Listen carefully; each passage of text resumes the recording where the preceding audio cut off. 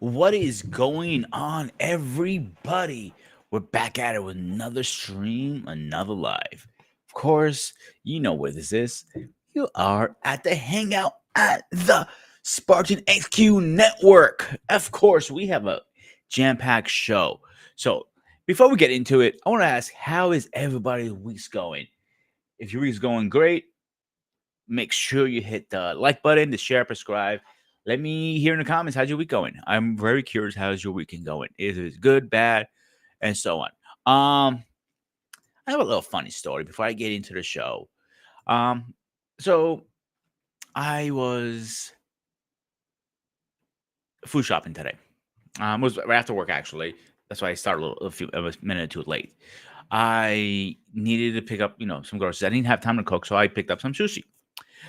We have some great sushi places right in ShopRite by my house. Um, People may not like, the sushi from there. I think is actually pretty good.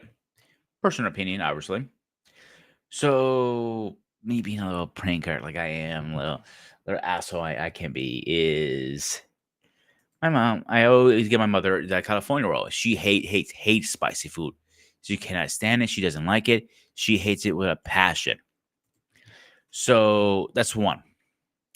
So I gave her a spicy volcano. I remember it's tuna crab. I believe it was crab. Well, she almost killed me. That little like a 1%, like say a 1 out of 10, a 1% is so much for her. It's not even funny. So let's say she's a little pissed at me right now. Yep, a little pissed would be an understatement. Hey, Marion, what is going on? Hectic could be good. Hectic is not always bad. Keep that in mind. Hectic can be very good at times. So keep that in mind. So you guys heard the title. You know what is it about? Let's talk about it a little bit. Who remembers the old school cartoon named He-Man? Anybody? Does anybody remember that? Because it was a very classic one. And let's see. Oh, Mariana is saying sushi's always good. Good over that ShopRite. Yeah, it's actually extremely good for a ShopRite stuff.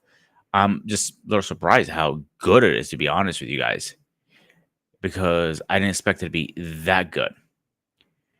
So, but that's not even the point.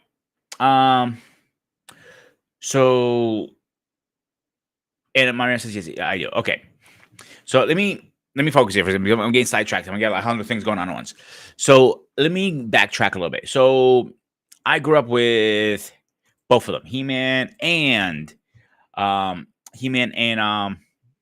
one call it? And man, my brain just keeps freezing tonight. And ThunderCats. But nobody has put them head to head. No, who is better? Who is the better leader? Who is the better fighter? Hey, Eric. I mean, what's going on, brother? Sorry about that. I've been on a long day, like I tell. You can tell. Nobody has put those two guys head to head, mano against mano, and I'm really curious. Who is the better fighter? Who is the stronger fighter? Who is the master, I guess, if you want to call it that? Whatever you want, and I'm just curious, who could win? Are they going to be equally matched? So let me backtrack a little bit. My personal story between those two. Okay, so I grew up in Greece, like you guys know already. So when I grew up in Greece, a lot of the 80s reruns coming out. But I remember watching He-Man here in the States. And they always fascinated me. Always, always, always fascinated me. I thought it was a great cartoon, a great story behind it. So I continued watching it. As a kid, I didn't know any better. I was just a kid at the time, of course. So as I keep watching it, hang on a second. I watched both of them. I think Lionel is better. Okay, hang on, Mariana. We're gonna get to that in 1 minute. We're gonna get to the argument, the debate part in a few minutes. So I grew up with, He-Man. Like I said, I had a power sword, a little plastic one. I swinged around and made all this sound like a lightsaber almost. Um, but I I always grabbed a different kind. So before we move on, let me get the man of the hour. His day is coming. Ladies and gentlemen, please stand.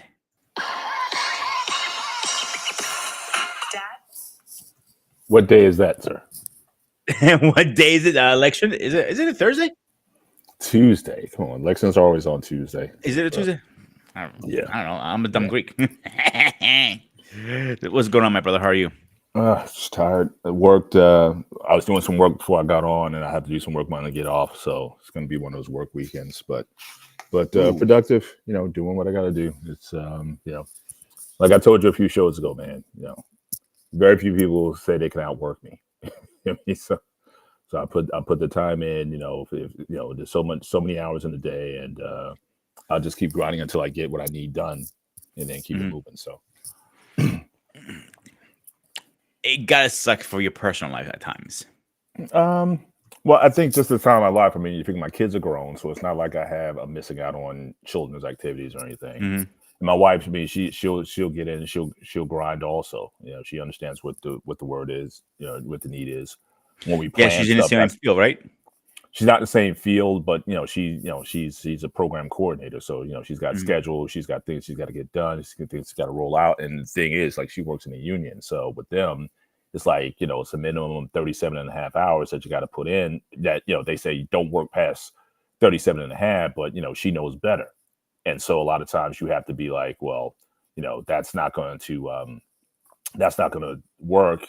So she'll put in the OT or whatever. You got to be adult about what it is that you have to Hmm. do, and at the end of the day, it's all about the results that you get. So it's that kind of grind. So that's why that's why we plan and stuff. I think we're definitely doing a lot more, with the traveling, or we'll go out and see a show, we'll go to dinner, so we'll put those things in so that we have that time.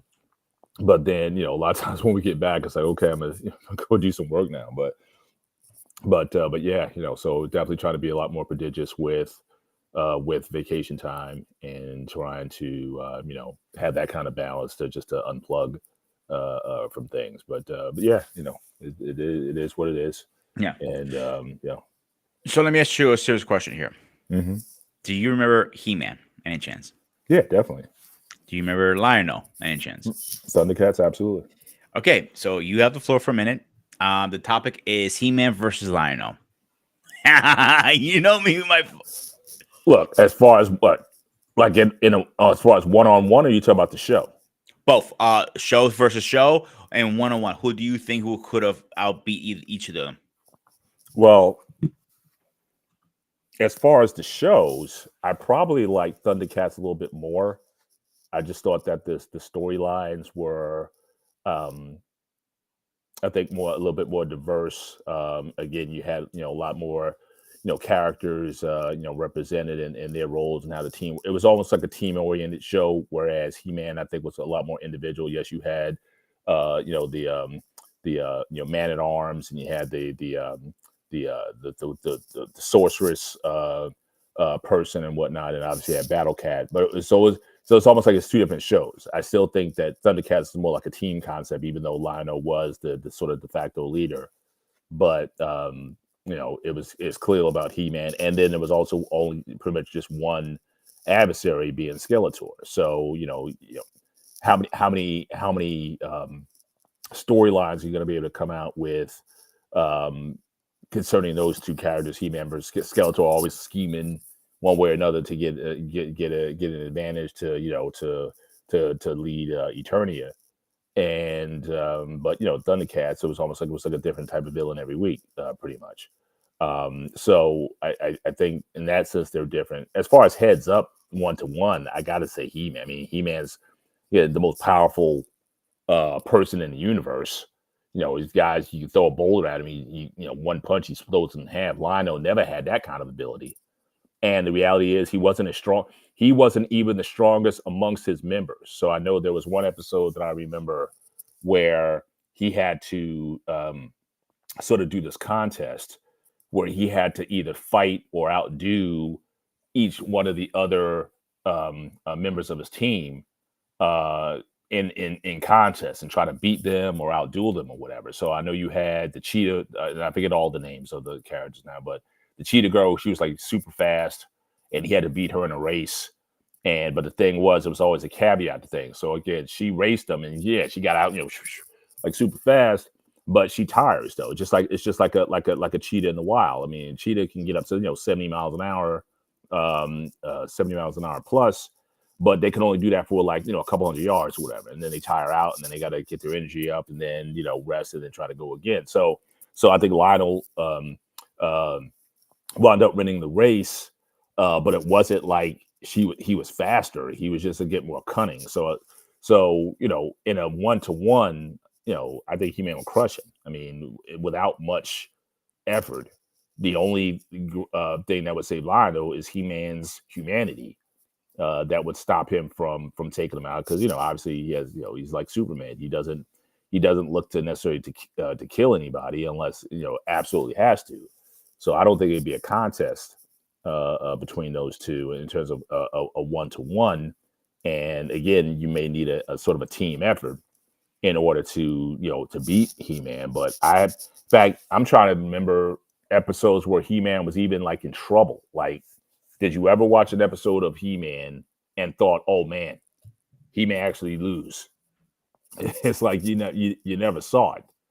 So so in that regard, he does have that sort of invincibility to an extent. Now you can trick him, you can maybe hypnotize him, you can use some sleight of hand stuff to try to confuse him, but you're not going to match strength with the guy.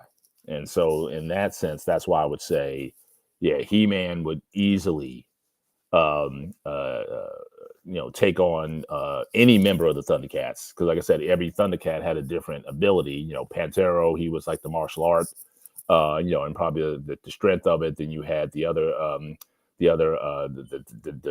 one who represented the tiger.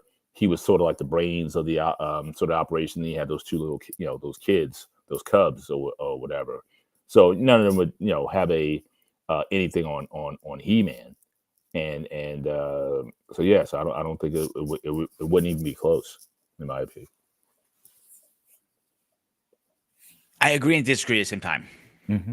Hear me out. Okay, so yes, He-Man never was in trouble at the original series. Now, when they brought it back and they picked it up from where the '80s left off, I'm not talking about a reboot, a continuation. Jack Black, I think, did it. I'm not sure who did it. It was on Netflix. Lionel does show, excuse me, He-Man does show weakness finally for the first time, Mm-hmm. and he actually requires help to the point he was sent to the afterlife, death, pretty much. So, and he needs to come back. I haven't seen the second part 2 of season 1, part 2. I haven't seen that part of it. He continues the story, how he comes back and everything. But Okay, it's I would actually have to check that out. Yeah, it's on Netflix actually. yeah. I'm going back to, like Eric says in the chat, I'm going back to the Mm. 83 and 85. I was in high school, going into high school then. So that's what I'm saying. So I go all the way back there. That's my frame of reference. Anything new after that, I wouldn't have any. And I totally understand that, and it's okay. Obviously, I don't expect you guys to remember every little detail because there's a lot to remember with when it comes to the He-Man stuff. Now here, and I'm going to read this right off their direct website from Thundercats. Lionel is physically very strong, almost as strong as Panther, the strongest Thundercat, and he Correct. was a guy who made Tag 2. The Thundercat, the Thunder Tank, he created in the Thunder Layer and all that stuff. Yeah. With what was his name? Not Cheeto. Tiger, and him and Tiger are always designing things together. Yeah. So he is capable to lift and move very heavy objects like rocks and machinery, like other Thundercats. Lionel is also great which uses his advantage in battle. So that episode you were just talking about a minute ago, I can't remember the name of the episode. It was like several episodes. He had to earn his right to be king Correct. of the ThunderCats. Correct. So Yeah. he had to beat each one of them. Yeah. So Cheetah had she can run so fast only for so many times. She's not getting Like I tired. said, She's running. just like a cheetah. Like I said, a cheetah in the Yeah. wild. That's why they, most of the time they're hunting. They're like in the bush or whatever. They got to get up like super close to Mhm. their prey, and then they do that sprint. But again, if this prey can outlast them for like a couple hundred yards, it's over. It's like then they tire out. So again, it's only for short bursts. They can't run 80 miles an hour indefinitely. Yeah. So he had to go over with the original 5 ThunderCats. It was don't remember the name of them now. Panther, Cheetah, Tiger. Oh, it's right here. What am I saying? The way my screen is. That's why. Let's see. So the original, except Snarf, he doesn't count. No. The original was Panther. He doesn't really count, dude. He's like a pet. He does it. He was a pet more than anything. So you got Panther, Tigra, Chitara. My goddamn screens. So and Wild Kid and Wildcat. Those are 5. Again, they were like the Wonder Twins. They were kids. They weren't. They were some smart ass fucking kids. Yeah, give me credit for They that. had some. They had cunning. But they would do stuff like they may stumble on something that they weren't supposed to stumble up on or whatever. Or they could certainly come up with something if the other team was engaged. Something that they may just stumble on or whatever. But they weren't. They clearly weren't going to take on anybody. One on one. But later on, they brought in some other ones. Jaga, not Jaga. Jaga. It was a woman one. I can't pronounce her goddamn name. But I'm sorry. What, Jaguar? No. Where is it? I just had it. Okay. I'm sorry. I was looking at the wrong one. Puma. It was the second season, and they brought her in. Scroll back this way. Jaga, we know about him. He was the ghost of the when he mentally Lionel through a ghost. There's 2 more. I can't find the goddamn ones. I know there's 2 more. Hang on. Do it this way.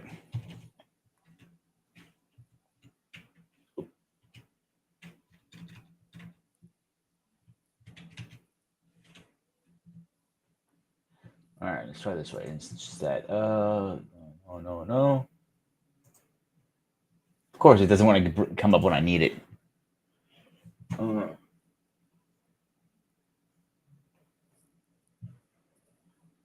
Oh, that's funny. Did you guys know there's such thing as a ThunderCats ban? ThunderCats ban? No, I never heard of it. Yeah, that came up by accident. All right, let's try this one. Lionel, Panther we talked about. Tigra we talked about. Cheetah we talked about. Wildcat. Jaga, yeah. But again, I'm gonna butcher this fucking name. Is Gal? He was supposed to be the white version of the white of the ThunderCats, the white tiger, pretty much. He was presented. Right.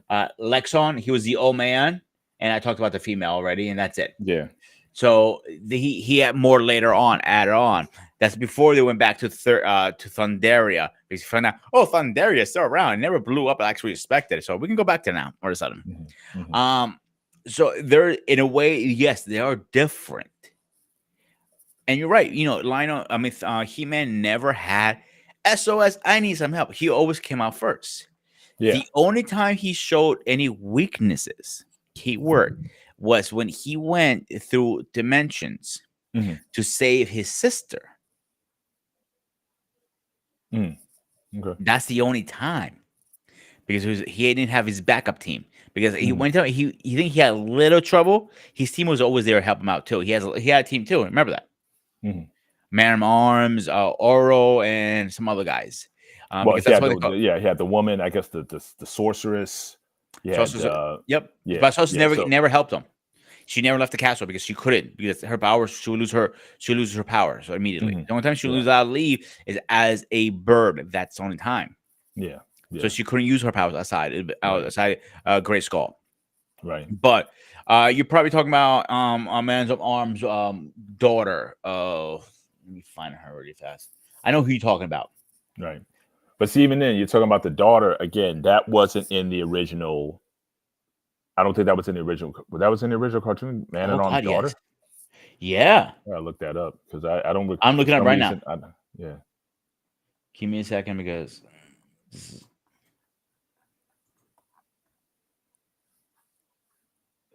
you keep going. Paul, as I'm looking this up really fast. Yeah. I said I just don't recall. Again, I know there have been. Oh, just a side note. I wasn't crazy about the movie. Do you Oh remember the live action movie with God. Dolph Lundgren? Do you remember that? Yeah, Yeah, I wasn't a unfortunately. fan. I wasn't a fan of of the um of the movie. And I think Eric liked it a lot more than I did. But yeah. I liked it So, as a kid. I thought it was cool as a kid. yeah. But when I got older and I watched it finally again, I'm like, oh, this is actually pretty fucking bad. Yeah. It was like bad to like uh pretty bad. Okay, what we got here? Mhm. Battle Cat, Buzz Off, Chow Chip, Mhm. Accent, Fingering. Man, these names are fucking weird. Uh, Saturn and Galen. I know it's a woman. He's like man's on a daughter. You know, I find it this way. I know a better way to do it.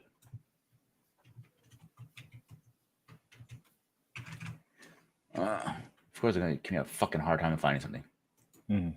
Hey, Eric, do you remember any chance? Because now this is gonna bug the shit out of me. Because he's pretty good remembering stuff like this. Okay.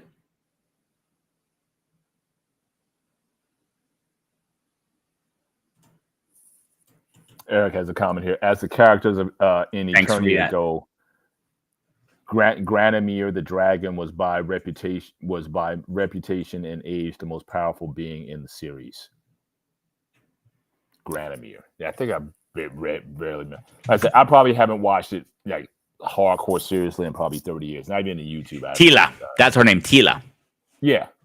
Tila was his daughter. Right. Okay. Now, yeah. Now you Man at remember. Arms brother. Yeah. Yeah. That I Yes. do. Yeah. Yeah. So he meant, oh, always had, had his team backing him up too. Hmm. Like, what's his name? Lionel. I give credit. Lionel wasn't as strong as He-Man, but the Master Sword can only do so. What's it called? The Master Sword? Oh, the Power Sword. There it is. The Power Sword. Right. The Power Sword can only do so much Right.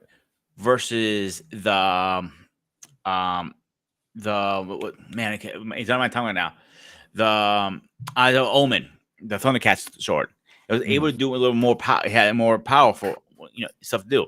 And one Right. thing that the Power Sword doesn't have an advantage just could be Lionel could see he had sight behind sight. He could see up to the future. That's true. That is true. Yeah. So he could have like say, I see eyes behind sight, then he see what okay, he's gonna do this, so I'm gonna do this instead. So he could be Hmm. one step ahead of him the whole time. Yeah. But you still gotta hurt him at the end of the day, though. Could he throw anything at He-Man if he punched him? If he swiped the sword, could he cut him?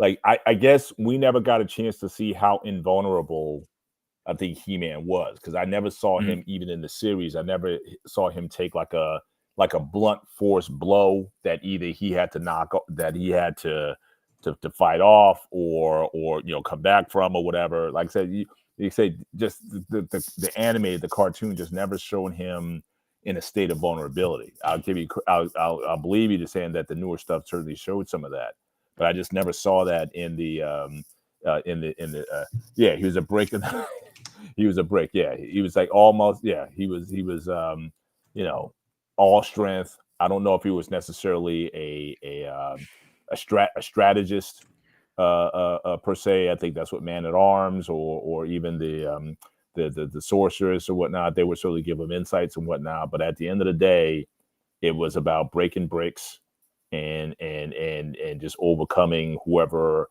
Skeletor kind of threw at him. So you never Mm. had that, you never really saw that, never tested it out. But I think certainly just as the, you know, when you're a kid watching the series, or it was just about, uh, How cool this shit is. correct, correct. And to be honest, it was cool. Even the guy who's running around like with blonde hair, long blonde hair, in his underwear the whole time. But Exactly. Well, I think they took advantage of. Now, again, I know that the He-Man, I was just reading up on a little bit. The He-Man, I know the action figures and whatnot came out, like, I think in the late 70s. So I think the character's been around for a while. But when you think about it, you had in the early 80s, you had an abundance of like Conan the Barbarian type of movies, right? You had Conan the Barbarian, you had Yor, you had, and then you had all of those sort of medieval. Remember, I'll throw another guy into the mix since we're talking about that era. Remember Thundar the Barbarian. ooh, You had, um, so you had comics, you had live action, but the idea of sort of the sword swinging, big tough guy was in many films. I remember one of my favorite films back in that time, The Sword and the Sorcerer, hmm, and a lot of those sort of films of that era. What was the one with Mark Singer? Oh, now he didn't like this movie, but I loved it. I don't know why. The Beastmaster. It had Mark Singer, who was in the V series. I don't know if you remember the V TV series from the 80s. But Mark Singer certainly played in that. He was this guy who, again, he looked like He-Man. He walked around again, sort of in the topless with the shorts on or whatever. But he had control over animals, so he had a cat, like a tiger, so he could control the tiger with his mind. He had an eagle who can link up with, so the eagle would be able to give him views of the sky from a high level view that he could have a correct me if I'm telepathic wrong link. here. Yeah. It was a series in 1999, correct? What was this now? Beastmaster. No, Beastmaster was an early 80s movie. It was a live action film. Because it was a Again, show was too. yeah. That's why.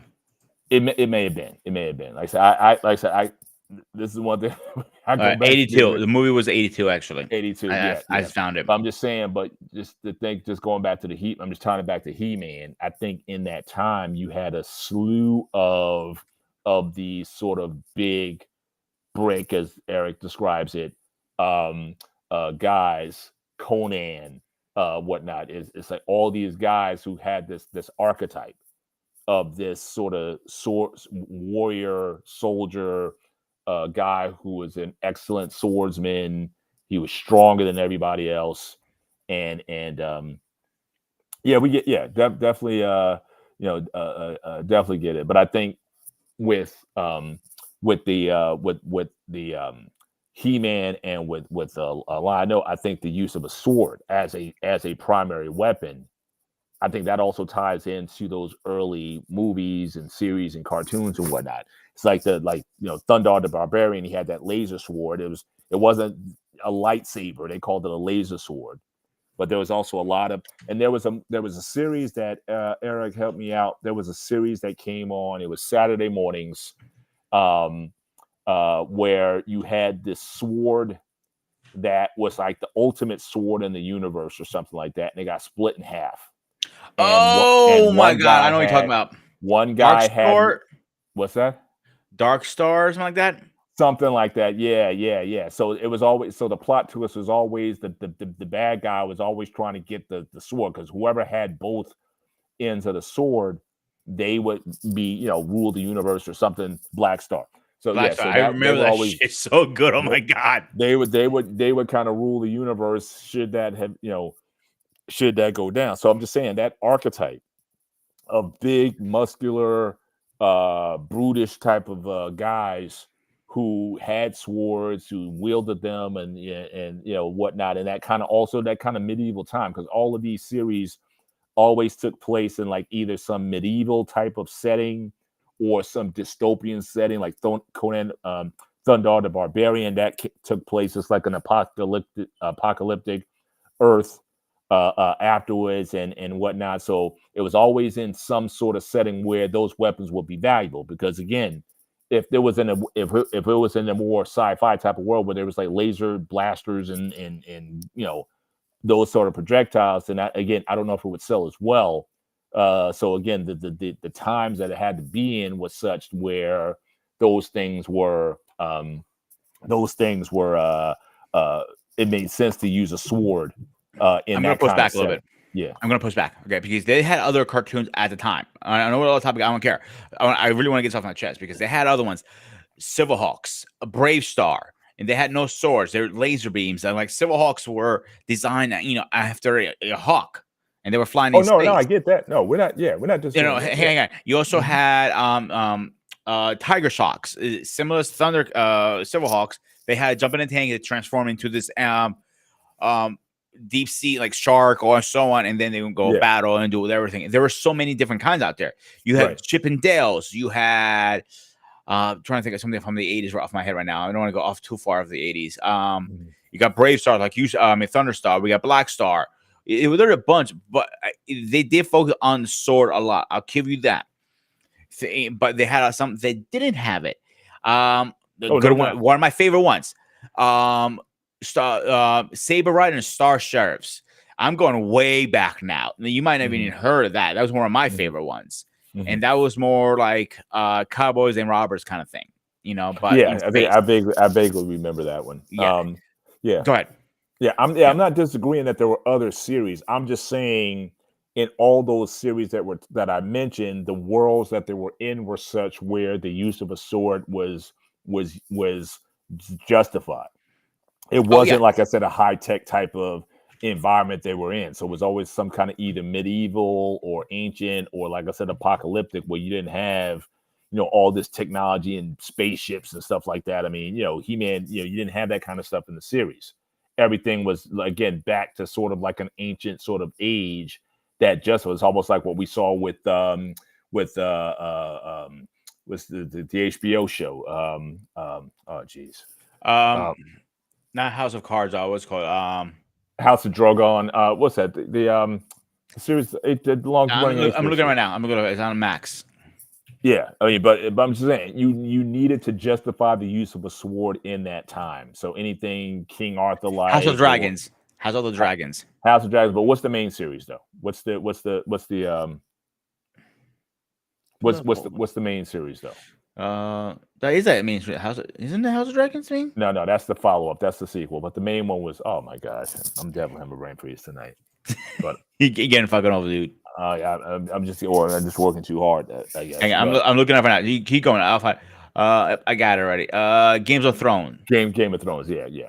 So that's what I'm saying. So it was a lot of that, and we've gone through eras. So again, in the 80s, that was, like I said, really big. There was another movie called, I think, Your. There was another movie, Yours World. And I think that had Red Brown. He was Red Brown. He was actually an actor. He was, again, a big buff guy from the 70s. He actually played in the first Captain America live action TV show. They were trying to capitalize on the Hulk. So the Incredible Hulk back in the 70s with Bill Bixby, they tried to actually create all the Avenger characters in some live action, but it didn't take off. So again, Captain It was a America only had horrible take. they were, but I'm just saying. But Red Brown was The part of that. He only played. way you enjoy those movies back then, you had to be high off your ass on acid and drunk at the same fucking time, tripping balls so fucking hard, you're fucking ICU fighting for your fucking life. Then you're taking a hot iron to your fucking eyeballs. That's how bad the fucking movie is. Mhm. Yeah, Okay, I'm no, good now. but well, it was a TV. They Jeez, were I'm sorry. pilots. You know what They I were mean. pilots for TV series. But again, the only reason I think why the Incredible Hulk worked, which to this day I have a strong affinity for, was, again, it was about Bill Bixby. It was about Bruce Banner. It wasn't about the Hulk. The Hulk was like sort of like the cherry on the top. Um, but his they did such a good job of humanizing Banner that it made it palatable. I mean, the music that my wife, she used to cry at the end of every show, because at the end they play that piano at the end of the show, and he's walking down the street trying to hitch a ride to the next town or whatever, and it would just break her up. I mean, it was just so they did such a good job of taking off, because obviously you couldn't replicate. I mean, Lou Ferrigno obviously, was certainly the most muscular guy of that day and of that time, so he might be the only guy who could have pulled it off to that extent. But no way they could have No, made there were Hulk. other guys that was a bit as big as him, but he was the only one who actually willing to do it. No, there were bigger guys, not his muscularity though. Back in the day, because you had Richard Kiel, who played Jaws in the James Bond. He was slated to do it, but they said he wasn't muscular enough. He was just this big guy. He didn't have the muscle. Lou Ferrigno, this guy competed at 275 pounds. So they're talking about 300 pounds plus off season at 6'5". So there's not too many guys who are going to be. They can be taller, or they could even be bigger, but are they going to have the level of muscularity? Which, again, keep in mind, bodybuilding was not the big thing back then, at least to the general public. So nobody was walking around looking like Lou Ferrigno. Like I said, Rev Brown. What I'm saying, my argument statement, and like there were other bodybuilders that are bigger than him that could have taken that role very easily. Not in the 70s. No, at that time, if you're talking about 1977.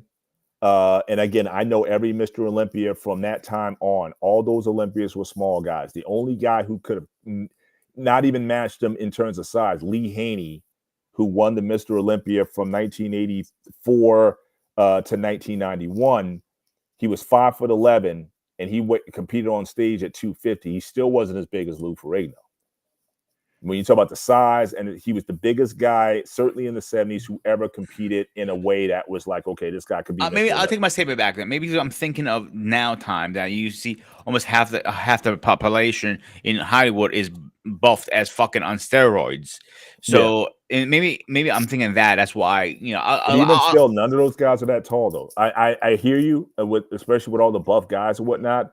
Very few guys are over 6 foot tall. And the way they make movies and whatnot, it's hard to have a guy over 6 feet. Like Arnold was only 6'1", and he looked huge in most of his movies, especially back in the day when he was like really, kicking butt and everything. He was huge, but he was only 6'1" and maybe 215, 220 pounds. I never realized how tall he was. I thought he was like more like my height, to be honest. Like Arnold was 6, and he towered over the competition. Then, like I said, Lou was 6'5" and competed at a body weight of 275 pounds. Arnold's top heaviest weight at a bodybuilding show was 235. So again, it definitely, Lou was certainly fit the part for the Incredible Hulk back then, because nobody that I recall, even from that era, like I said, I followed bodybuilding for a good portion of my life, and I know those 70s bodybuilders and whatnot, and nobody was there's only a couple guys that I know who competed who were actually bigger than one of them, actually Ralph Moeller. So if you remember the Conan the Barbarian series from the 90s, do you remember that? Yes. That guy. The actual series or anime or cartoon one? No, it was a live action series with Conan the Barbarian, and the guy Ralph Moeller was who played Conan in that series. He might have been. I probably know which one it is. He might have been the only guy who could match Lou Ferrigno in size, but not in anything else. So so definitely, like I said, Lou is one of the biggest to actually be again in a competitive body, and he made a comeback in the 90s where he competed over 300 pounds. So again, I'm saying he was 275 in the 70s, which was huge at the time. He was also competing at 300 pounds plus in the 90s when he made his comeback and he was even bigger than he was in the 70s. So like I said, I think he was certainly well suited to play the Incredible Hulk. But again, the reason why that series worked, I think, was again the stories surrounding Bruce Banner. The Hulk was like the treat that you would get. You knew you got 2 Hulk outs per episode. And he was and that was like the candy at the end. But what kept you in was the storylines with that led to him becoming the Hulk, and then his constant struggle to trying to find a cure, and again his lonely existence. Again, the piano at the end, that just that, because that brought women to watch it. That's the thing too. I mean, women love Bruce. but the kids and the men love the Hulk. So anytime you're able to bring those two together and have a reason why certain people should watch both, then I think that's really success. Those other series didn't have a chance because it was always about the other guy. There was nothing compelling about them that would make women want to watch, except unless they're just into his how the guy looked. But there was nothing compelling that would really draw in. I think it's from a drama point of view to those. So I think that's one of the reasons why those series didn't go really didn't go anywhere because the people weren't And again, you didn't have that duality because in that you needed two characters, very different characters, very different people to play Bruce Banner and the Hulk. Whereas with those other people, they were who they were. I mean, it's not like they changed how they look. They put a costume on or whatever. I mean, it's like you're still saying, okay, well, that's still the same guy, so or the same woman. So the only other one that succeeded in that time was Wonder Woman, which to this day is Linda Carter was my first crush ever. And she's still to this day the only woman. I know you had the Wonder Woman franchise that came out with Gail Cadeau and all that, but to this day, she broke the mold on that. I hope She your will wife's not watching this. she will forever be. I've told her, she knows this. She will forever be Wonder Woman in my eyes. Like I said, 1975. I was 6 years old. And when that came out and I saw her, I was like, it was like game over. It was done. That was Fun fact: I don't know if you knew this. You probably knew this. When they first designed Wonder Woman's outfit, and then she came out the first time, I'm like, yeah, nope, we gotta redo this costume all over again.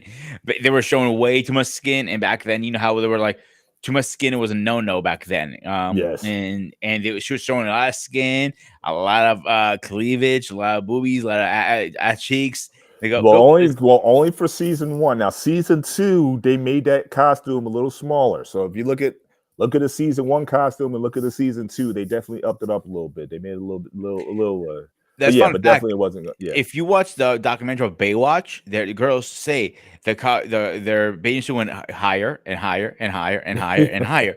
The leg part of it, where it connects up with the leg and and their crotch. Yeah. That part went higher and higher and higher to the point like they couldn't get in it. That's how Well, it's high it was. They're the first show that probably made the one because again, all those like one-piece bathing suits. Typically back then, the bikini, the classic, 2-piece or whatever. Mhm. That was what you looked at, but they made the one-piece bathing suits look good. So if you look good in the one-piece, then so yeah, they did what they needed to do. Honestly, I didn't watch a ton of Baywatch back in the day. I just thought it was, I just saw for what it was. It was just eye candy and whatnot. And I knew why guys were watching it, and I'm not sure how many ladies watched it, but I was very young at the time. Yeah. And I thought it was a fascinating show. They were saving people. I watched it for the storyline as a kid. Now looking back, like, yeah, if I was watching it now, I'll be watching it for the show. I'll be watching for the girls, to be honest with you. Absolutely. But here's another show I want to bring up actually is that didn't have a long thing. It only made because of my opinion, one person made that show. And you ready for I hope you remember the name of it. All right, you ready? You ready for this? Sure. Thunder in Paradise. Yeah, that was Hulk Hogan and 2 seasons. Yeah. I actually thought, again, as a kid, I found Hulk Hogan very fascinating. Like he was like on Mount Olympus. He was next to Zeus, pretty much, in my opinion, back then. But now I watched. I kind of went back and watched it a little bit, a couple times here and there. We're like, yeah, his acting was pretty bad back then. It was cheesy. It was almost like it was kind of like Baywatch in that you still had the the ladies. They would show their Baywatch with Navy SEAL, pretty much. Correct. And then they had a lot of crossover because you had Randy Savage on the show. I think you had Sting on the show. I mean, you had a bunch of those guys. They had a lot of at the time. They had a lot of those all these guys were in WCW at the time. Correct. And so they had a lot of crossover with a lot of those guys as well. So. Wait, correction. WCW, not WWF. Yeah, I said WCW. I thought it said. Oh, I thought you said. No, it's WCW. They were all in WCW at that point. Yeah, because Savage was there. Yeah, because this was like the early '90s. Yeah. I think that TNA, whatever the guy who owned WCW at the time, Ted Turner. Ted Turner owned the right for Thunder in Paradise. There you go. There you go. I think that's why it was. I'm not positive about that, so Mhm. don't quote me on that. But go ahead. Yeah. No, I'm saying, but all those guys. I mean, Brutus Beefcake was on there. I mean, so I just and Brutus. That I guess that was like Hogan's guy. So it's like anything Hulk Hogan was in, Brutus Beefcake would be in it as well. That bro thing going on. But yeah, but I definitely want to talk about just going back to again the archetype because again we're talking about again Thundercats. We're talking about He-Man. That sort of barbarian archetype which has been very old. And I remember even a lot of the comics that I would read back in the day, or a lot of the graphic novels that I would read back in the day. A lot of them that I grew up on had that same archetype. Again, it was the guy in the one in the I don't know what you call it, the I two thought you were going to say One Piece for a minute. whatever it is, the skivvy or whatever the speedo. I'll use modern parlance in the speedo, whatever they called it. But that was just always like one of those classic archetypes that I think people kind of grew up on. I mean, if you go back to like even the Norse gods and whatnot, again they weren't like that, but just to have that powerful, muscular, heroic type of character. I just think it's something that it always sells. Now, again, I haven't seen a ton of that in more modern. I know Jason Momoa. I know he had done a remake. I don't know if you saw it, the remake of the I Conan actually liked that one. It wasn't bad. I actually enjoyed it. loincloth. Thank you. I forgot. I was lost for words. Yeah, the loincloth that a lot of those guys wore. But again, you always had, you had that muscular character. Then you had the woman, either the princess or sometimes even the her. So even Red. And do you remember Red Sonja? Briefly. Yeah, yeah. Who was the woman who was in Rocky Four? The Okay, actress. okay. Yeah, so she played Red Sonja. But that was just like that's always sort of like a classic sort of thing. It's just like with Game of Thrones. You can always do something in that kind of medieval space that brings people, kind of coming back. Um, so I'm just wondering how, because now the more I think about it, like I don't know um, how people would take that today. If you were to come out with a lot another, and I think there was an actual attempt to do another live action He-Man. Like I said, I'll forget the first film. Eric liked it a lot more than I did. I wasn't crazy about it. It was okay. Um, It was because okay. It in part wasn't the because greatest. again, it was like the cartoon. It almost kind of gave you a Superman vibe, in that you had like a Clark Kent slash He-Man thing. Like the main guy, he was he was kind of a simpleton. He kind of played dumb. He was clumsy. He was lazy, right? He didn't want to do anything. The king and queen, they were always on him about, kind of do something with your life sort of thing. But they didn't know that he was He-Man, you know. Um, but I think that back and forth, similar to that, was very evident. Whereas in the movie, He-Man was always He-Man. So you never saw that sort of contrast between the two. But I know that there were attempts to try to do another live action He-Man film. I just don't know, one, who would do it, because again, He-Man was very much, even for the day, he was very muscular. So again, who would you be able to pull off? Because the one thing, if you're gonna do He-Man, you would have to get somebody. And not again, I don't know. Like I said, you had Lou Ferrigno, you had Dolph Lundgren. I don't know who you could get today to try to pull that off. That's believable to say, okay, this guy is, because they'll take the guy who played Bane in Batman, the Dark Knight Rises. And they'll try to do stuff like that. But I mean, if you're talking about He-Man, the only guy, maybe The Rock, but again, The Rock can't play everybody. So I'm like, who would you be able to get who can act as well as have the physicality to pull a He-Man off? I don't know who that would be, because no one off the top of my head comes to mind if you're going to try to pull that off. Dolph Lundgren, who at the time was a specimen, 6'5", very muscular guy, whatever. But again, I think I don't know if acting wise, I don't know if he had the charisma to really pull that off. But I don't know, who is there anyone on your radar if you're going to do a live action scenario. And I was just reading about ThunderCats that in 2021 they were actually trying to do a live action ThunderCats. Um, I'm not sure if that where that project is, but again, if you were going to cast for that film, who would you, is there anybody off the top who you would get to play these guys live action? So hang on one second before we get to that. I know you mentioned the Rock. The Rock. I don't want a lot of people to as much. I think he's in some roles he's really, really, really good, but I think his popularity and demand as a actor has gotten to his head right now. I think because the last couple of movies he made, they've been announced reports that he used to be the first one on set. Now he's like 4 or 5 hours late. I think he stretched himself way too far and very thin right now to between running the WWE because he's one of the bosses on that now. He's one of on the board members. Running the other, who knows how many companies he has. He has 9 production. He has the tequila company. He has that. He has a lot of companies. He does. And I think he ran himself so thin. Again, I'm not taking anything away from him. I want to do No, that. I would agree. There was a time where he was coming out with like a film a year.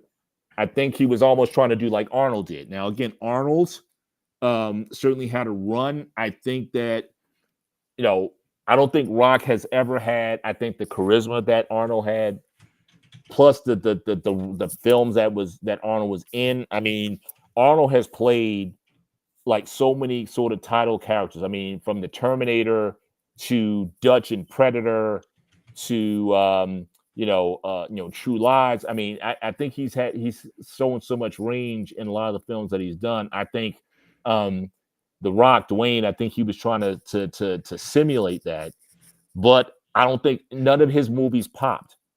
Like his best movie ever might have been either The Game Plan or the one with the he coached the high school football team or the prison football team or Oh, something like Longest that. Yard. Is it Longest Yard?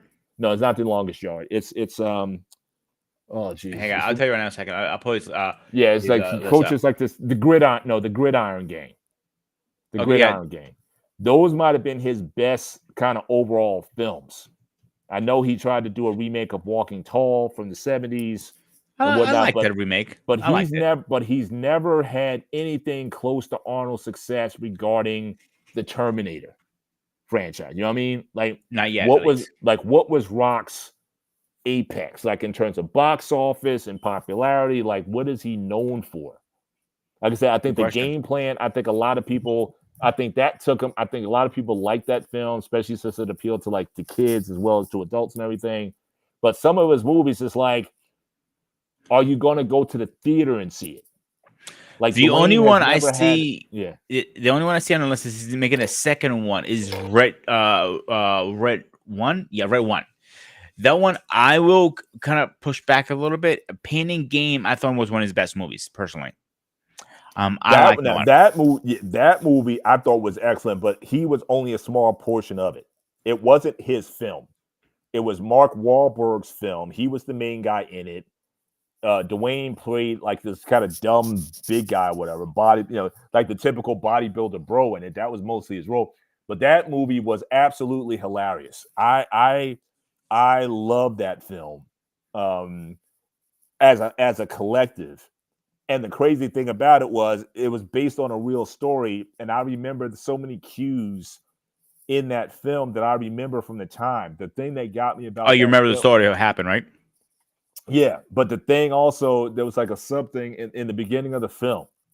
You had this guy. He like Mark. He went to this motivational seminar, and there was this Asian guy there, and he was talking about how to make money and whatnot. It's basically like a motivational kind of thing. No real no real money involved. But the crazy thing about it is, when I was in college, my roommate and I, we remember watching because this guy used to do these these infomercials. He used to do these infomercials like at 11:30, 12 midnight on Saturday on the weekends.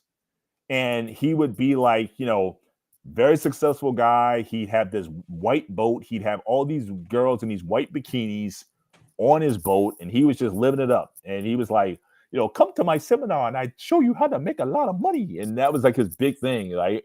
And I remember in the film they reenacted that in the film. And I told my friend right on, so you remember back because we used to laugh our butts off, like just watching it, just because again it was just nothing but girls in bikinis, all these girls in white bikinis on his white boat, and that's all he talked about, and that's all you saw all the time. It's like make sure you get the girls and show the girls in bikinis all the time. So that was like his pitch. And I just remember seeing that, and I was just so tripped out. But yeah, it was a very funny Time. film. But it was definitely but that was good. But that wasn't I wouldn't consider that a rock film. Probably his best. And again, I still wouldn't even say it's his best film. But I mean the whole what do you call it, the car series, the Fast and Furious. yeah, his role I in that wouldn't say I wouldn't count that. I know, but I'm just saying. But that The role, only that one I would count as his, it was, and this is where all the beef started happening between all the cast members, was Haas and Sean, yeah, the spinoff. yeah, Um, Now this is what makes me wondering. Before let's get off topic for 1 second here. sure. The reports everybody's saying now lately, The Rock is not showing up on time to set, like 4 to 5 hours late. Sometimes that's a long time away for Mhm. somebody. Do you think that's the reason what's happening back then in the day, and nobody really reported it, and the issue Vin Diesel had with him? Um, There were a lot of reports saying he's being very unprofessional. This ain't now on set. So I don't know how true this is. This is the first I've been hearing for years and years the opposite. He's the first one on set. He's the most professional, the nicest, the greatest. And now all of a sudden, this report just came out. That can destroy somebody's career very easily if it's false. uh, I don't think it could. I don't think it could either take away from anything he's done. As of late. If something's going to go down, it would have to be something like criminal or whatever. Moving forward, I mean. Yeah, I don't think. I don't think it'll affect him at this point. If it was something like on the come up, and that's the thing too. If that was happening when he was on the come up, then there would be something to it. But I mean, clearly, he's made a lot of films. He's done a lot of projects and whatnot. And I think it definitely. I think to your earlier point, I think it might have got to. It became too saturated.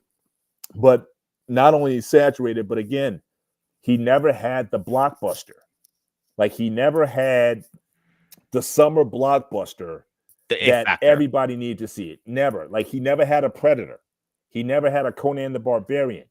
He never had a Terminator that garnered that kind of, I got to go to not just wait for Netflix or whatever, or the video cassette, that I got to go to the movie.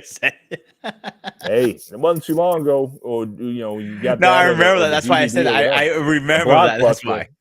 Yeah, the blockbuster. But he's never had that. So for you to put out so much product and still all your movies are kind of like blah, you know what I mean? That I think is one of the reasons why, again, I don't see him going any larger. Now again, he's had some roles. I know in some of the animated films. What was the animated film with the Samoans? Tsunami, what is it called? Hang on, let me go back here 1 second. But I mean, he's had some. I'm gonna pronounce Mohana. Am I pronouncing it right? No, but Mona. I think it's but I mean, he's had some successes like that. Here's a funny thing. That's one of his best anime movies. One. Correct. Exactly. Second, now he's making that into live action, so he thinks he can recapture. That's weird. You know what? I would thought, and I was wrong. There are two movies I thought he would probably do really good. And I know a fact. Hercules. That was pretty close to the actual story, and I like that about it. And I was really looking forward. And I'm just looking at the scores. IBM scored a 6 out of 10, Rotten Tomatoes 58%, and media 2 out of 5. That's not high, actually. Now, if you go back to another movie, I'm gonna put two other movies actually. Baywatch is one of them. That scored really low, 18% on Rotten Tomatoes. 5.5 at 10, and like that's a low ass fucking count. Right. The other movie that I thought would score better, and again, I am surprised. Central Intelligence.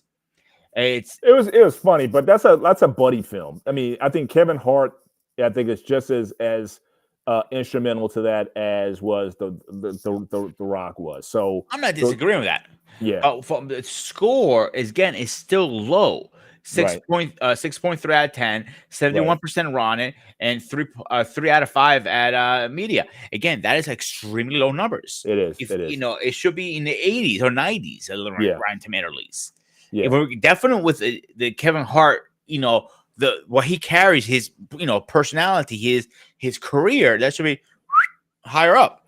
Well, no, But Kevin Hart's movies kind of bombed. The only movies that I saw Kevin Hart do well when was the buddy film with Ice Cube. I thought that was pretty good. But that's all right. but again, he doesn't score very well. So I think you talk about two sort of mediocre guys. Again, Kevin Hart was never going to have the success of like an Eddie Murphy, like Beverly Hills Cop or anything. Like none of those guys are going to have that kind of success. So I think part of it is I think a lot of that ground's been covered. I think the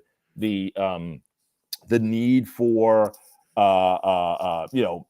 like everything gets raised. And anytime you try to make a remake of anything, like I said, so the movie that you mentioned where they tried to do the Baywatch, again, been there, done that. What is he going to add to it that hasn't been added from back in the day?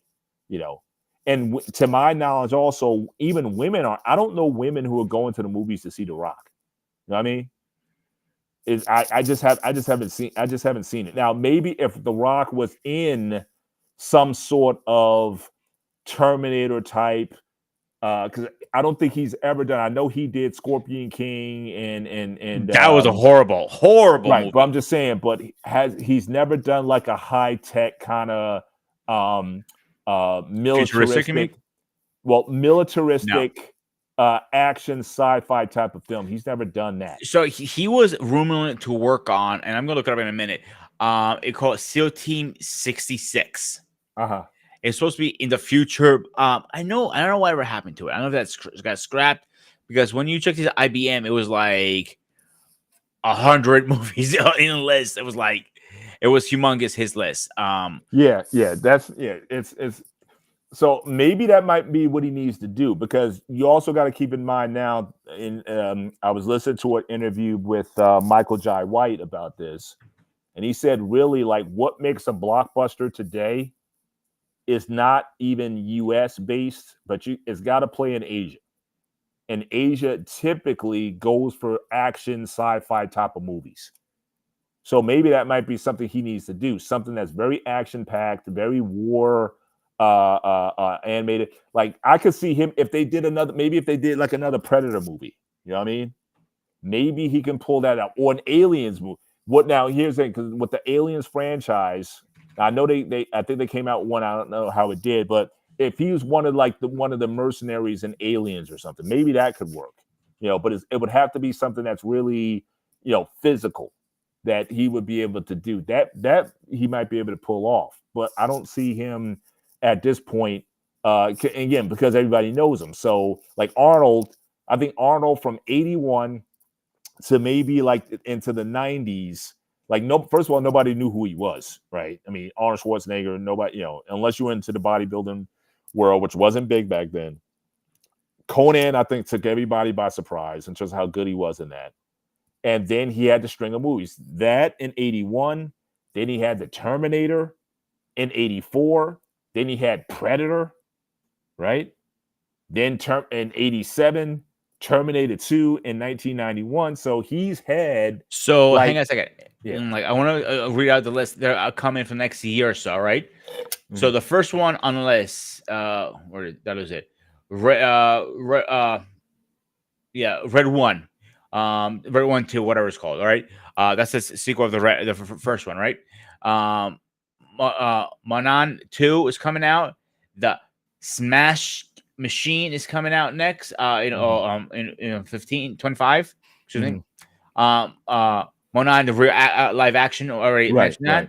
Right. Fast 10 Part 2. He's in it.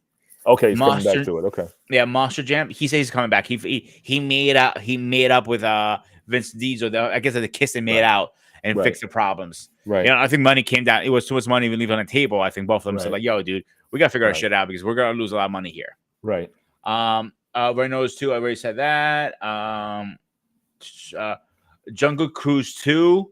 I actually liked the first one. I thought it was pretty good, to be honest with you. Junambi 4. San Andreas 2. This one, I don't know why they're remaking it. I think they need to leave it alone, but that's my opinion. Big Trouble in Little China, he's making. Okay.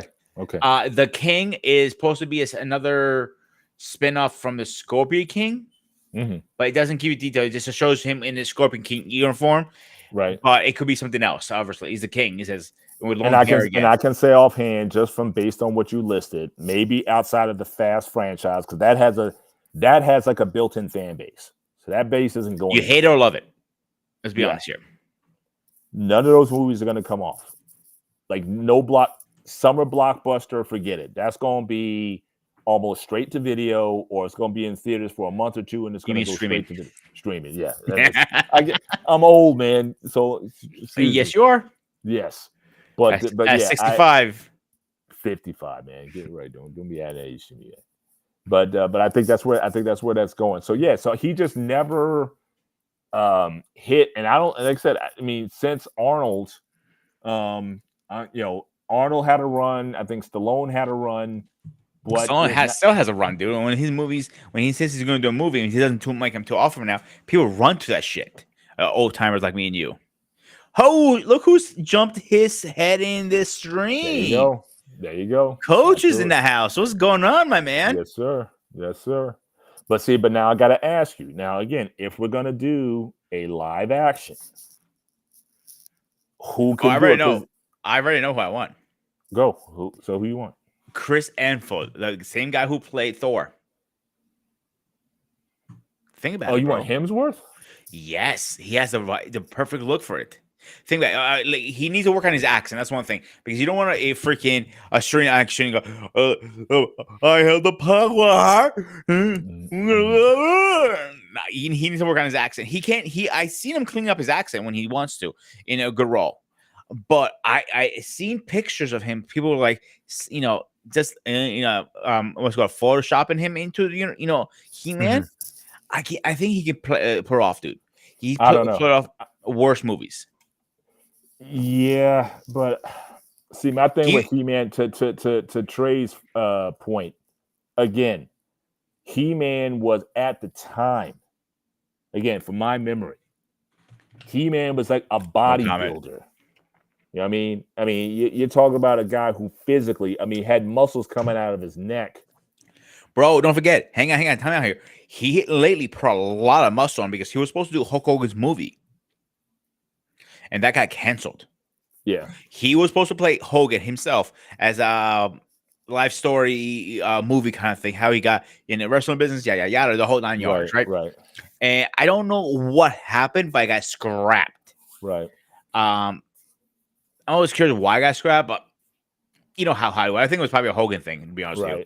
But even then, even Thor, he's tall, and he's got some muscular to him. He definitely worked on his arms and whatnot. But again, He-Man is basically naked the whole time. So is he going to be able to fill out that much to do I think so. I think so. I don't know. Now, look, you might want to do some CGI or something like that to try to make him a bit more muscular or something. But again, I think that's because to me that was like a major aspect of the film. It's almost like he's like the Hulk. So you see how the Hulk in the CGI, how they kind of made him or whatever. Again, he's going to be lifting heavy. Like even Thor, like he's suited up most of the time. Most of what he does is with his hammer. I just came across this as we're talking. Mm-hmm. In 2026, it's supposed to be another He-Man movie coming out. Nicholas Gazan is supposed to play it. I'm going to actually show my screen really fast because this is actually interesting. So this dude right here is supposed to play He-Man.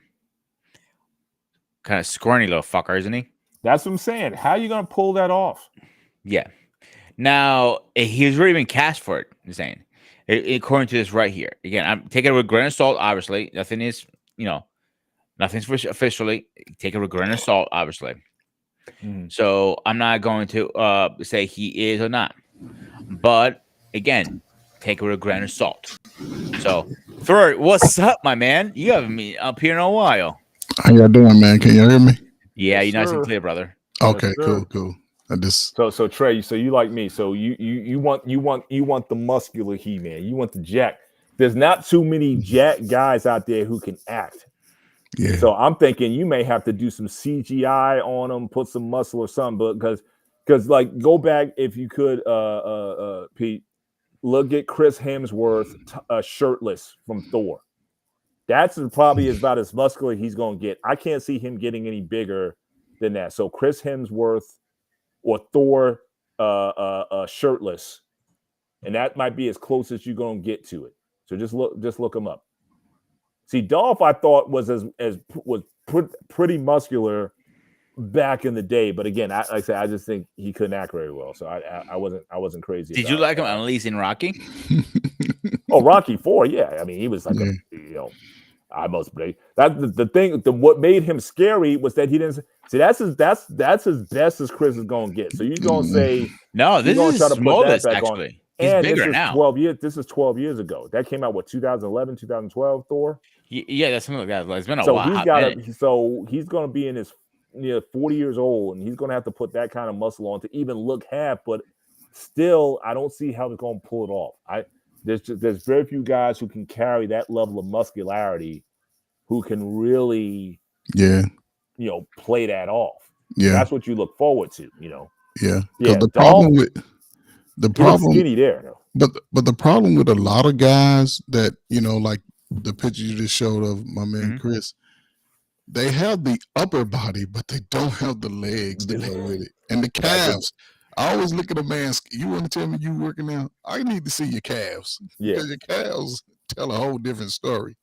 That, So I think if they may have to just if they was to do a movie like that in reality like that they do all of these old cartoons and stuff, they probably had to find somebody real young and somebody we don't really know yeah, right now for because a sure. lot of these people are just old as I hell. think he has a point there. He has a You really know, good point there because everybody we're gonna say you're gonna argue, Paul, he's too small. Then Trey's gonna say maybe he has a bad haircut or whatever. We're all gonna argue about something about the actors. But if you bring somebody a nobody who's upcoming, who's trying to break through the scene, I think that's a perfect way to do it because you cannot argue about his body, you cannot argue about his hair or his acting, his accent because don't know the guy. yeah. He Yeah, never done anything. And that's And you one have thing nothing to about compare them to. Like guys like I just mentioned, you're gonna compare him to. Oh man, he was looked better back when he did Thor, and he was this. But somebody new, you don't really have nothing to compare him to, and you're gonna get what you get and go from there. right. So as long Here's as the he can thing. act, Now I wouldn't. this might have to come off like maybe in a like a Netflix or some streaming type of deal. Because again, if you talk about the movie, like in the movie theater, that's $200 million. Yeah, it'd That's be hard. studio exec signing off on it, and you're gonna have to sell. Yeah, this guy, yeah, he's a no name or whatever, but it's like, well, can he sell?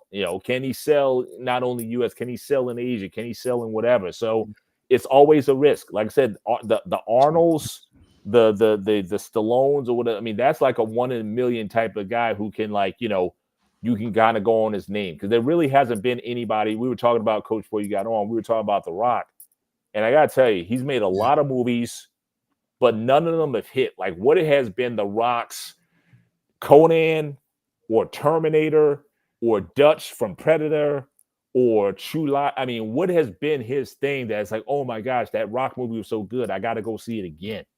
He hasn't had one of those. He's had a lot of almost straight to streaming movies that pretty have that much. have that have come out. And that's rare. Like, and I don't think, to have a guy who's gonna have the physical, and that's the thing I keep harping back to.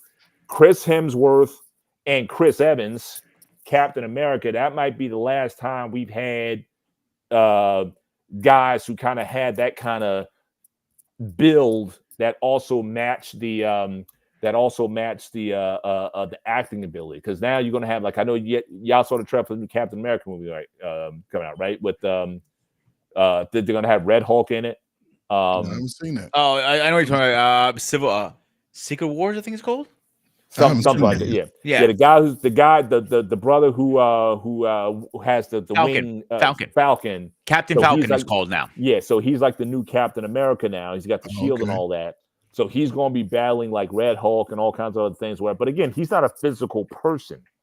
But I mean, it's hard to get a guy who's like built like that, who's got the muscle, and he can act. Like I said, Arnold, I think what his success was, it wasn't that he was muscular, but he was also charismatic. He had that carriage. He was funny. He had those one-liners, stick around and all that kind of stuff. I mean, he I'll be back kind of thing. Yeah, he hammed it up. He was also the first bodybuilder they said to able to talk to reporters. He wasn't shy. He wasn't scared. Yeah, he was could go in an interview. open. He can even with his thick accent, he could articulate. Lou Ferrigno had a speech problem, so Lou, you could tell even back then when he was being interviewed, it was partially deaf. So so he couldn't articulate. He was great in the Incredible Hulk. I know, Coach, you remember the Incredible Hulk from the 70s, right? Yeah. Oh, definitely, 100%. But but even then, he didn't really do a whole lot. No, there was nothing as big as the Incredible Hulk series, and that's what he's kind of known for even to this day. He's done other movies. I think he's done a Hercules film, and he's done a couple things, but nothing to the extent that he did in that series. And I think half of the series was Bill Bixby. I think the women loved Bill Bixby as Bruce Banner. And they love. Let me ask you a question, Paul, really fast. Yeah. Because that just came in. How about Momoa? Would you think he'd be a good He-Man? Jason Momoa? He's big. I mean, I'll give him that. Will he have the muscularity to pull that off? Now I know he did Conan, right? And you said that. Time out 1 second. So a little backstory on him. He doesn't work out. He hates working out. He doesn't watch his diet. He drinks like a case and a half of beer on a daily week. So I mean, I know on a daily. So he'll work out. He may not like it, but he's like I've seen. He said he does it. I've seen his training videos for Aquaman. When he did Aquaman, they had he does a lot of body weight stuff. He does a lot of chin ups, a lot of pull ups, a lot of body weight stuff. He's a big guy. Any guy, if you're over 200 pounds and you can do chin ups or pull ups on a regular, you pretty good. I just did. What about the guy who plays Superman now? What do you think? He's pretty big too. Oh, the new actor playing Superman? Yeah, Heron Calvert, something like that. I think it is. Oh no, that's the old one. I mean, Henry Cavill, he's tall, but again, he had to put the work in. I saw his training videos for Superman. Again, he got fit, at least by today's standards. Now, if he was Superman back in the 70s, he would be considered buff. But today, the average gym bro is bigger than most of these actors. You know what I'm saying? So like I said, it's going to be hard to get because everyone's in the gym. So when we went to that gym in PA and we saw all those guys are jacked. Yeah, thanks for reminding me. But which guy is actually going to be able to act and present and be charismatic or whatever? Because most of those guys who are gym bros like that, they're kind of they're kind of solitary anyway. They want to be. They got the hoodie on. And they want got their headset on, so they're just into their stuff. They're not, they're not gonna lighten up the room when they come in there. You know what I'm saying? So like I said, it's gonna have to be a jewel again. I think Arnold was a jewel that I don't think could ever be replicated. I think Lou Ferrigno, certainly he filled that one role. He did it very well for the one role that he had that basically set the rest of his career. But it's hard because remember back in the day, they didn't even want muscular guys. It was like, they said, oh, the guy's too muscular to be on film. You gotta lose 20 pounds if you want to be on set. So they were afraid the guys would be too big. But I'm just thinking if you're gonna go for these big, He-Man type of movies, you gotta have that kind of guy. And also, the guy can't be 5'7" either. Like I said, the guy who played Bane in the Batman movie, in The Dark Knight Rises, the guy wore razors. The guy wore razors. You know what I mean? Just to make him taller. But the guy Hardy, the guy is short. He's a small guy. He's not a. He's really jacked too. Well, he was for the film, but but even then it wasn't. But the way they played it off, he's a small man. Period. They made So him the other actor that came to my radar right now is Zach Efford, who Efron. also, yes, he Yeah, played an Iron Claw, and he yeah, put a lot, he did. a lot of muscle for that. He And did. if you could, he said like the way he did it in Iron Claw with the little, I guess, cowboy haircut Yeah, thingy, like the He-Man haircut. yeah, He kind of looks like him, dude. yeah. He might be able. He. I would say off the top, he might be the front runner if that was to come off. I don't know how tall he is, but again, they would have to definitely do Five some eight. things. He's 5'8", so you can't. Yeah. How you gonna pull that off? See, this is the issue. Like I said earlier, if you say one by shorter, one is too tall, one is too small. We're going. If you have somebody no face, that's a perfect. But a caliber of movie this is going to be, I don't think is going to happen like that. You know what I'm saying? Yeah, yeah. You're gonna have to find a diamond in the rough. Who like I said, who could pull it off. And again, if you're going to treat it as if, again, the guy's going to be mostly exposed. He's going to be in a loincloth for the majority of the film. There have been few actors in history who've been able to pull that off convincingly. And most of those guys were from the 80s, where that level of muscularity was like considered big.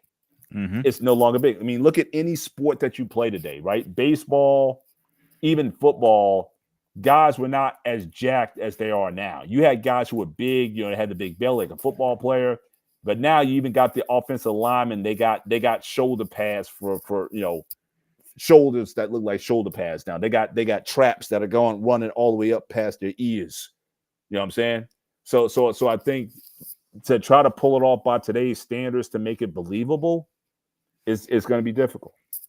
I think, it's going to be tough to pull. Here's the thing. Also, we forget you're gonna have to pick two different actors because He-Man transforms.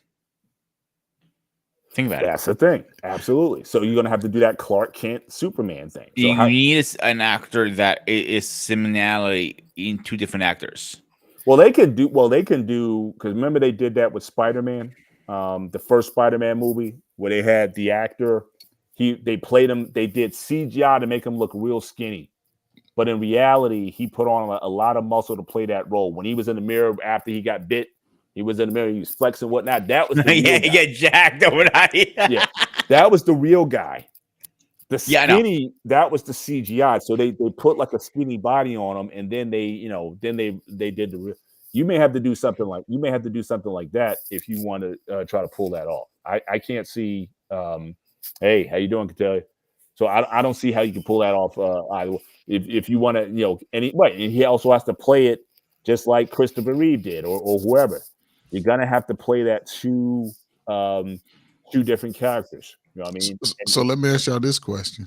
Mm-hmm. Do y'all think that any of those movies could be recast with a black man? Anything's possible, but because it's hard to emulate the physique of He-Man because he was sort of tall, he was muscular, but he wasn't buffed. He was just real chiseled. You know what I'm saying? So, what you talking about, He-Man? I'm just saying, yeah. Could it can just be a light-skinned dude like me, man? Just put me a little blonde wig on, a little young. But what I'm saying, as far as the physique, because we, like you just described, a lot of guys that are, lifting weights, they're buffed. They're a little more rounded instead of being just straight cut with muscle and the shoulders and the, it's a different physique today than it was 30, 40 years like ago. I said, you would have a lot more selection if this was the 80s. Because again, back then the standard was, you remember, Trey, how many, even when you played football, coach, how many guys were jacked on your football team? So you talk about the 80s or whatever. How in the 80s, it wasn't a lot of guys that were jacked. It was just they were cut they had the muscle, and But I'm saying, but compared to today, today they, everybody's jacked. The wide receivers are jacked, right? yeah, The punters are jacked, right? yeah, I mean, everybody's got a little weight everybody's program got. going. I mean, yeah, everybody's got muscle now. So it's again, I think that. So that's why when you saw guys like Arnold or Stallone or whatever, people were like, "Wow!" I mean, you were seeing somebody that you never saw before, or a physique that you never saw before. Now that's like everybody like Arnold. Arnold couldn't win a state championship today. You know what I'm saying? Let alone Mr. Olympia. I mean, he walked into a amateur state bodybuilding contest in New Jersey. He wouldn't even place, I don't think, in the show because I mean I'm saying that's how just things have changed. The Yeah, standard has changed in terms of people. What people are. But my thing is when I look at it though, I gotta believe it's like wrestling, right? And you may that might would be where you might have to go. There might be a professional wrestler out there, like maybe like a Bautista type of yeah, build or something like that. That when you see them doing what they do, you can believe that they're doing it. So like just like you have that suspension of reality in wrestling, I think you would have to have something similar here as well, where you see this guy in the ring, it's like, man, this guy is, this guy is something. When he's doing a feat of strength or whatever, you can believe it. The only person I would say wrestler that comes to my mind that I would say, yeah, I can see him doing it, is Roman Reigns. Because he has the muscle to him, bro. Let's be honest. And he has the height. He's the only Yeah, one. The yeah. only one that is that jacked right now. As far as right now, yeah, because again, wrestling today. You have the Samoans, who are probably like the biggest guys, and those guys aren't jacked. They're big, but they're not have that kind of muscularity. Everyone else is a little on smaller because again, wrestling now is a lot more athletic. You know what I mean? Yeah, definitely, Coach. Well, the point that I was making, that's the point I was making earlier, Eric, about that time, the early, and Coach, you remember this too. In the early 80s, you had all these movies. You had you had Thunder the Barbarian, you had the Beastmaster, like you had all these sort of like the barbarian archetype.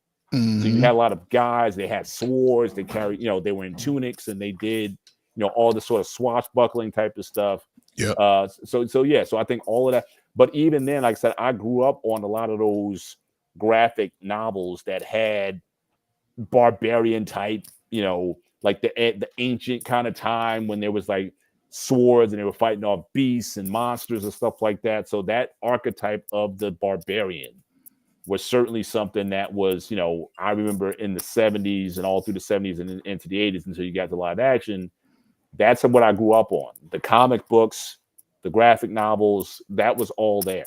And so yeah, I think that hmm that era, all those guys came out of that into the live action. And I still think to this day, out of all those guys, I still think Conan is probably still at the top. The Arnold Schwarzenegger Conan yeah, is probably still at the top as far as the whole capturing that whole thing. You had James Earl Jones, rest in peace, Thulsa Doom, and that whole thing about the riddle of steel and all that. I mean, that was I listened to that speech like every couple of months. I just got to hear it. It's like because every time I'm working out, right, I'm basically I'm working with steel, but then I'm telling myself it's like, look, the flesh is basically showing itself. This weight that's in my hand is not where the power is. It's in my ability to flex my bicep or whatever. So I'm always motivating myself just with the speech from that movie. I mean, it was such iconic in so many different ways. And you had Valeria, you had then that Valkyrie archetype, the warrior woman in that film. So I just think it landed a lot of marks that made He-Man, to Eric's point. I think that's what made a He-Man series or Thunder the Barbarian series or your Beastmaster or any of those other things possible. I think the fact they were able to land that one, that's what exploded everything else.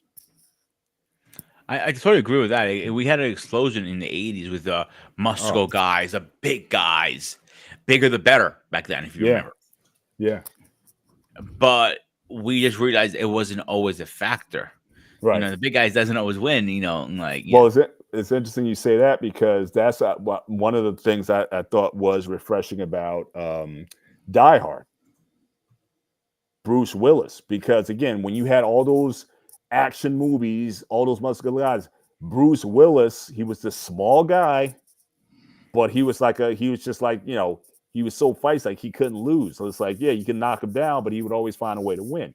I think his was totally against what was it? It was like the everyman, and he was still able to come out on top, beaten and bruised up and everything, but he would still come out on top. So he was like the everyman that found himself in these situations that ultimately he was able to win. And I think that contrast to the Arnold Schwarzeneggers and the Stallones and whoever else, Carl Weathers, he was jacked back in I mean, certainly he certainly presented that kind of physicality as well.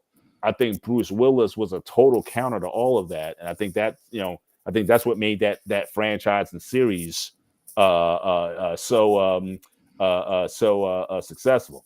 Which also brings me to here's another a potential topic for your Thursday show, because the one peeve I've always had about Bruce Willis or any other sort of man topics is, and all the things that he did, he got no respect at home. You know what I'm saying? It's like his family hated him until it was time for him to save him from somebody. So you're saying a man with no respect? No respect. Bruce Willis was Yeah. like, he epitomized that, right? His wife Do me a didn't favor, like him. send that to me a text later, please. Yeah.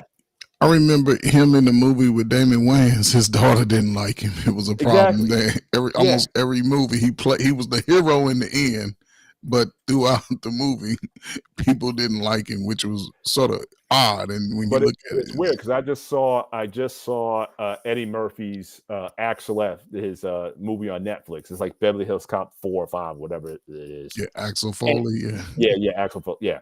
And it was the same thing. It's like his daughter hated him. And I'm like, wait a minute. It's like, what is this? I mean, to us, he's the hero because he's saving everybody and all these things. How can you have that kind of disrespect still, knowing that how the outside world sees you, but you're not even honored in your own home? So so I've always seen, characters like that where it's like, yeah, everything is great, but but he's got problems with the woman. And I'm like, woman, stay in line because there's a whole bunch of women that would love to be in your position.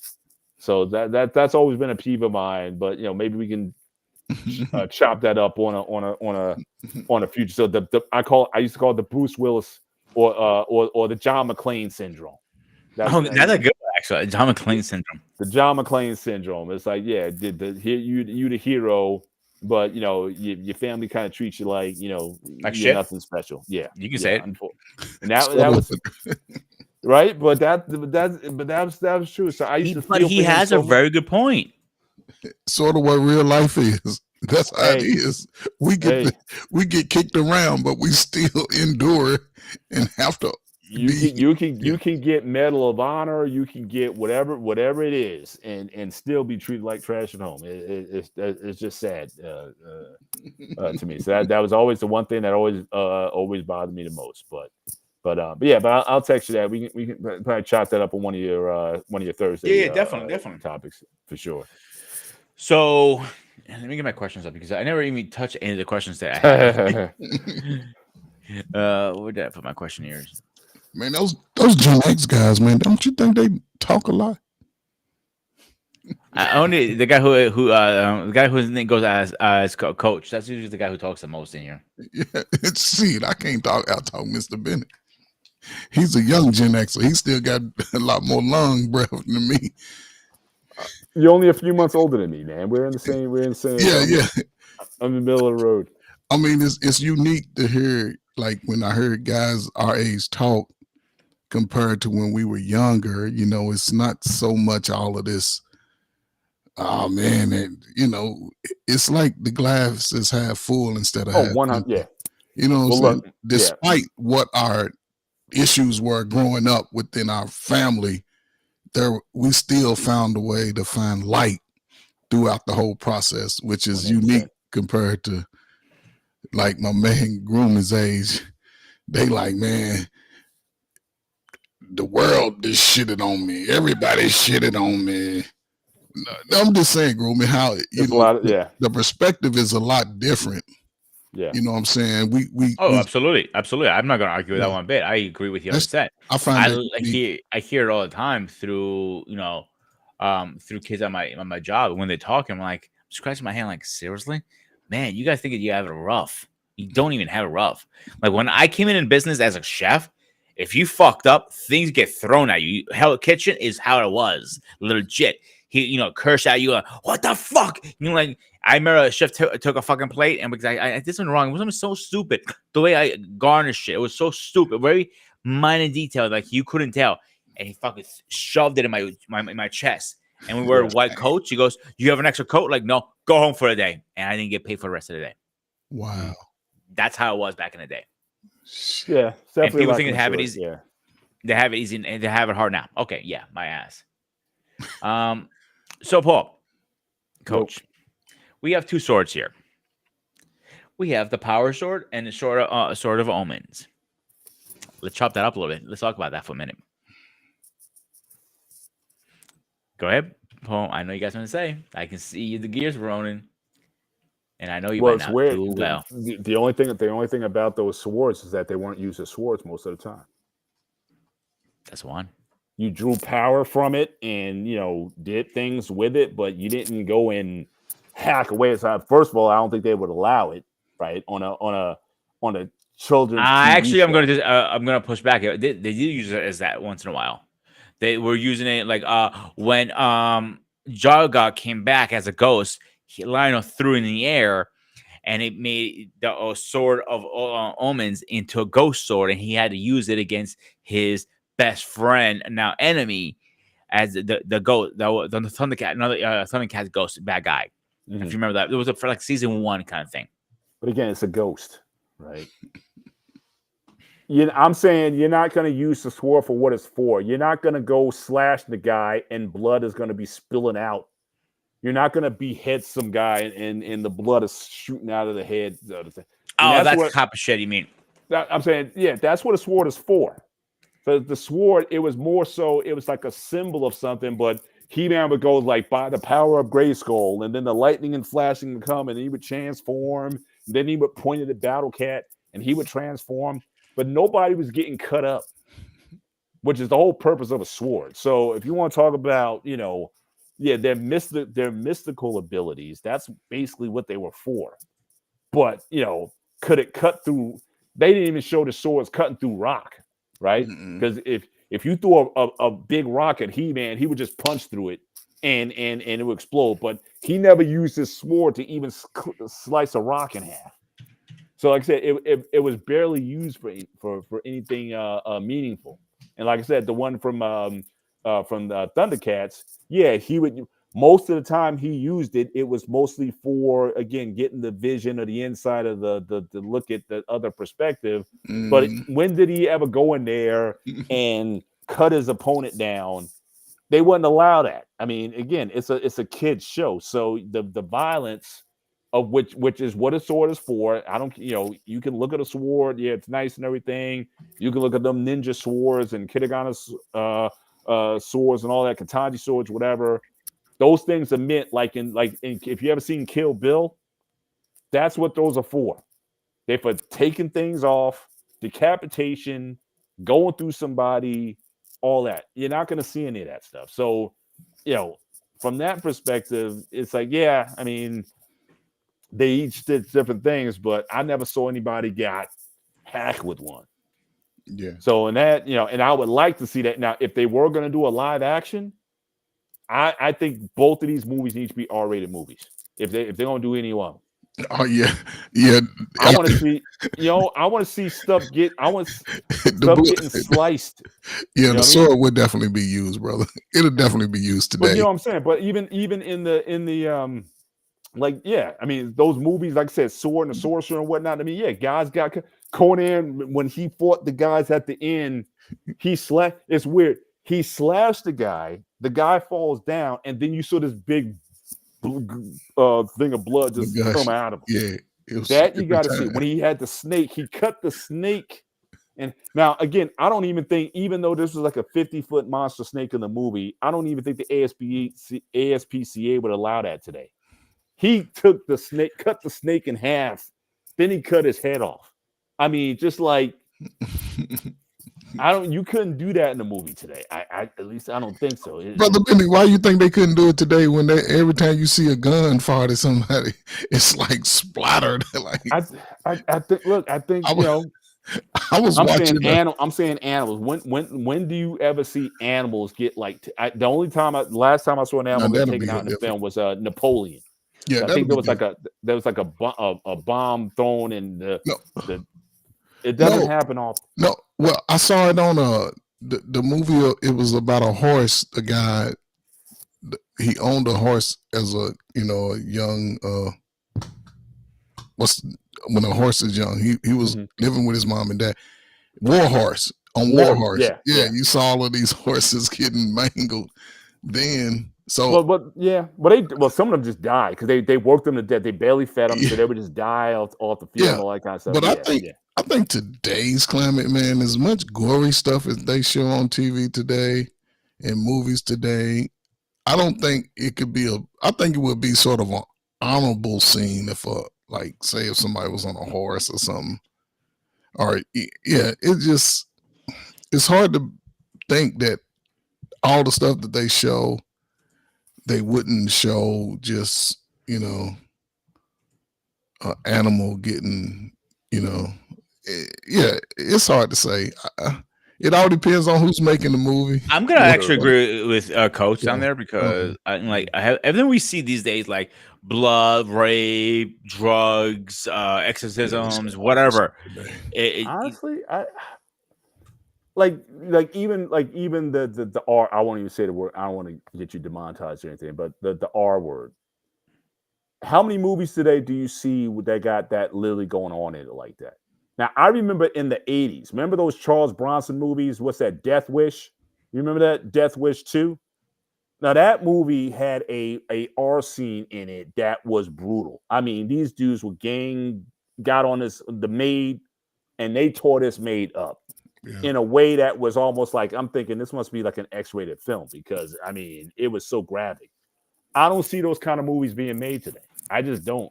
Yeah, that have that kind of graphic, really, where a woman's really getting tore up like that. I don't think the climate supports that kind of thing now. So the level of violence against women or animals or whatever, where it's like I'm going to do something of such a malicious intent to something. I think a lot of stuff got toned down. Even Game of Thrones.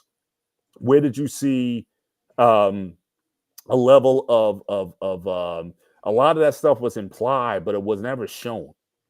Even the violence, the fights and everything. I mean, guys would get, you see the guy get stabbed with the sword or whatever. It's like, ooh, and then the guy goes down. But you didn't see a bunch of decapitations. You didn't see hands and legs getting cut off and stuff like it really that. depends So, on the movie too, what movie you're watching. If you know, you're gonna I'm see saying that. Game of Thrones because it's fairly recent. I'm just saying that's kind of more in the modern times. I'm saying in the 80s, you had a whole bunch of remember those they used to call them slasher films, right? They were all blood. It was like it just all over the place. It was just, blood on the walls and blood just splattered, like going to the moon. with all the Jason and Freddy Krueger movies, I that don't was know if people have the appetite for that stuff. you don't think so today, Brother Bennett? I don't see it. I don't see see it. the I films. see it. I'm saying I think the violence. I think there's the violence against. I think they're against men.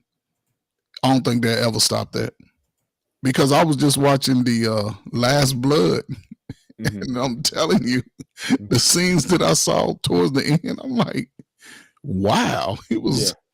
It was.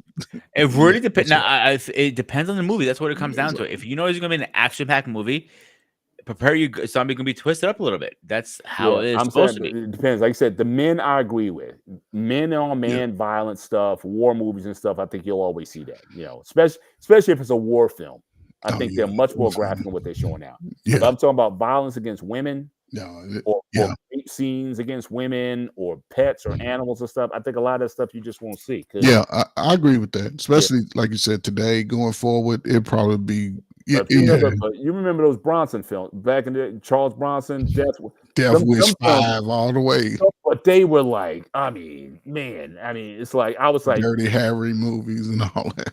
Yeah. see, even Dirty Harry didn't go to the sexual. I mean, the Death Wish, I think they had like the sexual violence was I thought was like so over the top that it was really. But but that was like the motivate. That was his motivator. It's like just leave me alone. Mhm. But y'all be doing all this stuff, and now I gotta take now I gotta take everything out. So. But now that would be interesting. You just mentioned Dirty Harry. Now, could you ever see the Dirty Harry or something similar being done today? Yeah. I can see it being done today. Yeah. I think that character could be played by anyone, but that Clint Eastwood. Are you surprised that it hasn't? Because it's been like 50 years. Yeah, right? it's been a Dirty Harry while. came out in 70, 71, so it's like 50 years ago. Yeah, I think he had like 3 movies in that Dirty Harry like series. 6 or 7. It's a rumor right now going around that they're going to make a second one now. Of Dirty Harry? No. Oh man, what's it called? Scarface 2. Ooh, wow. Well, technically, it would be a third because the original Scarface came out in 1932. That was the original one. Yeah, but does it continue under the same storyline in the same universe? No. There you go. So this one now, if they're going to try to do now, I would hope they do something similar because that to me, that's one of those films that it doesn't deserve a remake, at least not in that realm. So the first one, it was like the Chicago mobster kind of thing. Mm-hmm. The one in 82, that was like the Miami Cuban thing or whatever. So I don't know how it was hot back then too. Yeah, especially because you had that immigration. You had all those migrants coming from Cuba and all those other places there. So that was like real stuff that was going on at the time. Mm-hmm. But if they try to remake that one, I think that'd be a mistake because I don't think anybody's going to top. That's like one of those films. Tony Montana, Al Pacino. You're not going to top that one, because everybody. You can quote lines from that movie. You know what I'm saying? Say hello to my little friend. Yeah. So the accent and all that kind of stuff. I mean, that's just like a once in a lifetime type of, Yeah. Leave that alone. That's a work of art. That's like you trying to make the let that go. Let that go. That's like the Godfather. Let that go to. Now again, I know you've had the Sopranos and all these other things that come out since then, but again, you don't touch the Godfather franchise. It's perfect. So just leave it. Let it be historically preserved, but you'd have to come up with another story though. But it may have the same elements to it. You know what I mean? But you'd have to do it, say it in a different. That is one series lately has not had get enough love. Not the Godfather. I'm talking about mafia movies in general now. They came out with the Irishman, and Irishman was really good. Let's be honest, and that's based in Scranton up here, by the way. So. It was a good movie, a long fucking movie. Let's be honest. Yeah. But we haven't had a good mafioso series like part 1, part 2, part 3 kind of thing since the Godfathers. Well, I mean, you've had Casino. I thought was very good. You had what was the one? The guys out of here in New Jersey. Oh, Goodfellas. I mean, if you were going to say like the top. Godfather 1 and 2. But when did Godfather come out? Godfather was 72. Godfather 2, 74. I'm talking about now, like in the last 10 years, let's say, argument's sakes. The last 10 years? Yeah. Have you seen any good series that is mafioso based? I would say probably the 10. If you said 10 years, I may have to say The Departed. But that's only one movie. Oh, you talking about a series? Yeah. That's rare anyway. Yeah, ain't been no series. I mean, they had a movie with who was that? Johnny Depp. Remember? That was Johnny Brasco. Donnie Brasco. Yeah, but it was another. Who was that? Man, it was I think it was Sean Penn, Johnny Depp. What man? I forget the name of him. I'm gonna have to look up the name real quick. But it was like 2015, 16, 17, somewhere in Yeah. that time. Oh Yeah. man, he was what is It could be that it might have run because like I said in the night starting in the 90s when you had like I said you had so many mob films. Like I said, you had Goodfellas, you had Donnie Brasco, you had uh, um, Casino, you had The Sopranos. So I think there was a time, certainly in the late 90s and the early 2000s, you had The Departed, like I said I think earlier. that was a great movie. You had a lot of mob-based movies, I think, certainly in that stretch. Now, maybe nothing in the 2020s or maybe like the mid 2010s. You haven't seen anything, but it might have been something that it could have just ran its course. And then I think certainly, I know Italians I know have been split in terms of hey, like I said, we're in this PC culture today, so it's like, people's like, look, I don't want people thinking about Italians as us being mobsters or something. You know what I mean? So maybe some of this stuff has to cool off. And I know people still who watch religiously the Sopranos series today. It's like you just watch it over and over and over again. So I don't think people are starving for Well, something that's according to Google right now, the last couple of the last 2010s, we had Cappuccino on Hulu that came out. It scored pretty well, it says here. Many shake of network might be pronounced not wrong. The tax collector, the outlet. I don't know if this is a mafia movie because I don't think it is because I haven't seen the third one. The Equalizer 3. You guys know anything that was mafia based? no, was that Denzel Washington, right? Yeah. yeah. It was I wouldn't call it mafia based. Well, actually, yeah, because this one was in Italy, so it actually might be mob Yeah. based. Now, if you tell me America Gangster, yeah, I'll say yeah, that's mafia based. Well, not really. I mean, when you say mafia, you're talking about specifically the Italian American mob. Okay. That's specific. So Okay, I'll give you that. Okay. The Yeah. next one is Nobody. Lex is the last one. Those are the top ones that came in last year, but nothing on movie Nothing. Yeah. stream. It was more like nothing. streaming service, Hulu and Netflix. Sometimes that's even better. I like that better sometimes, to be honest with you, because they don't have to follow the same rules as a movie theater does sometimes. Yeah. Well, were you a fan of the Sopranos, the series, or? I watched a piece and pieces. I never really got into it. The only reason I never really got into it, I didn't have the channel back then. I wasn't paying $50-$60 just for one show. Same thing with the show you were talking about earlier. Eric said it before. Game of Thrones. I'm watching a little bit now, getting into it because I didn't have the channel when it came out. People were going crazy for it. Yeah. I didn't give a shit really because I didn't have the channel. Yeah. Like I used to get into the trends later on, like something with Walking Dead. I do a lot People were going crazy for it. I got into it towards the end of it because I be able to binge watch everything. I don't have to annoy myself. But there are a lot of things about Walking Dead I don't like. I'll be honest with you. And they did a lot of good things too. Right. I don't like how they ended it. Like just ended it the way they did. I mean, because Walking Dead series never ended. It still goes on. You know what I'm saying? But people got burned out with it. That's what happened. Yeah. And I love a good zombie apocalypse. Like World War Z, I think was a horrible fucking movie, to be honest with you. It wasn't the actors. The actors were good. It's a bad script. Yeah. Because if you really... Have you read World War Z book, any chance? No. Honestly, I kind of got zombied out. I mean, I'm thinking... To me, I treat zombie movies the same way I did vampire movies. It was like, how many movies are you going to make? Yeah, we get it. Vampires, yeah, they suck blood. Yeah, they need to, they hang out in the dark. We get all that. That's one of the reasons why I like the Twilight.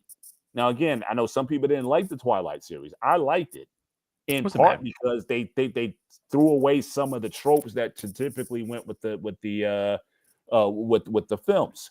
So that was a bit. I thought it was a bit refreshing. But now the zombies. I mean, everybody had a zombie movie. It was like, man, how many Dawn of the Dead, Night of the Living Dead, This did, that did. HBO. What was that series on HBO? The zombie series on HBO. Man, they got a series now, still The Walking Dead. That's Still, yeah. It's like It's okay, that's not we fucking get it. ended. it's still going on like It's like 10 years straight. we get it. Yeah, we know they're dead. Now again, I thought World War Z. I thought it was nice in that I thought they made it a viral thing, not so much like a spiritual thing. Or this is like it was like a virus that was causing it. So I like the approach where they kind of made like a vaccine kind of thing. Also, Will Smith's. Now I did like Will Smith's. What was his movie? Last man's the last No, man it's was it? just with I am when alive. I am alive. I I Am am alive. Legend. No, I I Am am Legend. legend. Yeah. I was close. I was close. yeah. That was pretty. That was pretty good. Yeah, That was yeah. So it's got World to War almost. Z. It was Go almost for it. Go for a it. comedy real quick because who was that? Woody Harrelson Mhm. played in the movie, and they was walking around killing, deleting zombies. So I Yeah, forget the names of the movies. I just watch them sometimes. yeah, But it was like I think they had two of them where they actually were just cutting jokes in between deleting yeah. zombies. It's So like it gets too much. So like I said, same thing with the slasher movies. After like the second Jason film, I was done. After the second Halloween, I was done. I don't need to see Jason 12 or yeah, Jason. after you We see get it. Jason and Freddy, you don't really everything else is just like Or just do now. I saw a fan film one time where they had Jason versus Michael Myers. You can look it up on YouTube. It was like sort of someone did. Now that I would like to see because I never the whole Jason Freddy thing that never made sense to me. You know what I mean? But you want to take those two brutes? That's like the immovable force and the irresistible object. Yeah, have those guys beat each other up. I would see that, but I wouldn't want to go and just see another okay, yeah, he's at a camp or find some way to revive him and bring him back or whatever. No, I mean I say let's settle this once and for all.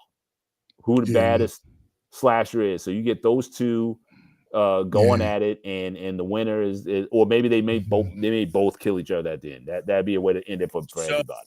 Zombieland is the movie I'm talking about. Okay, okay. yeah, Yeah, there are two Zombieland. of them. They're actually really good movies. Yeah.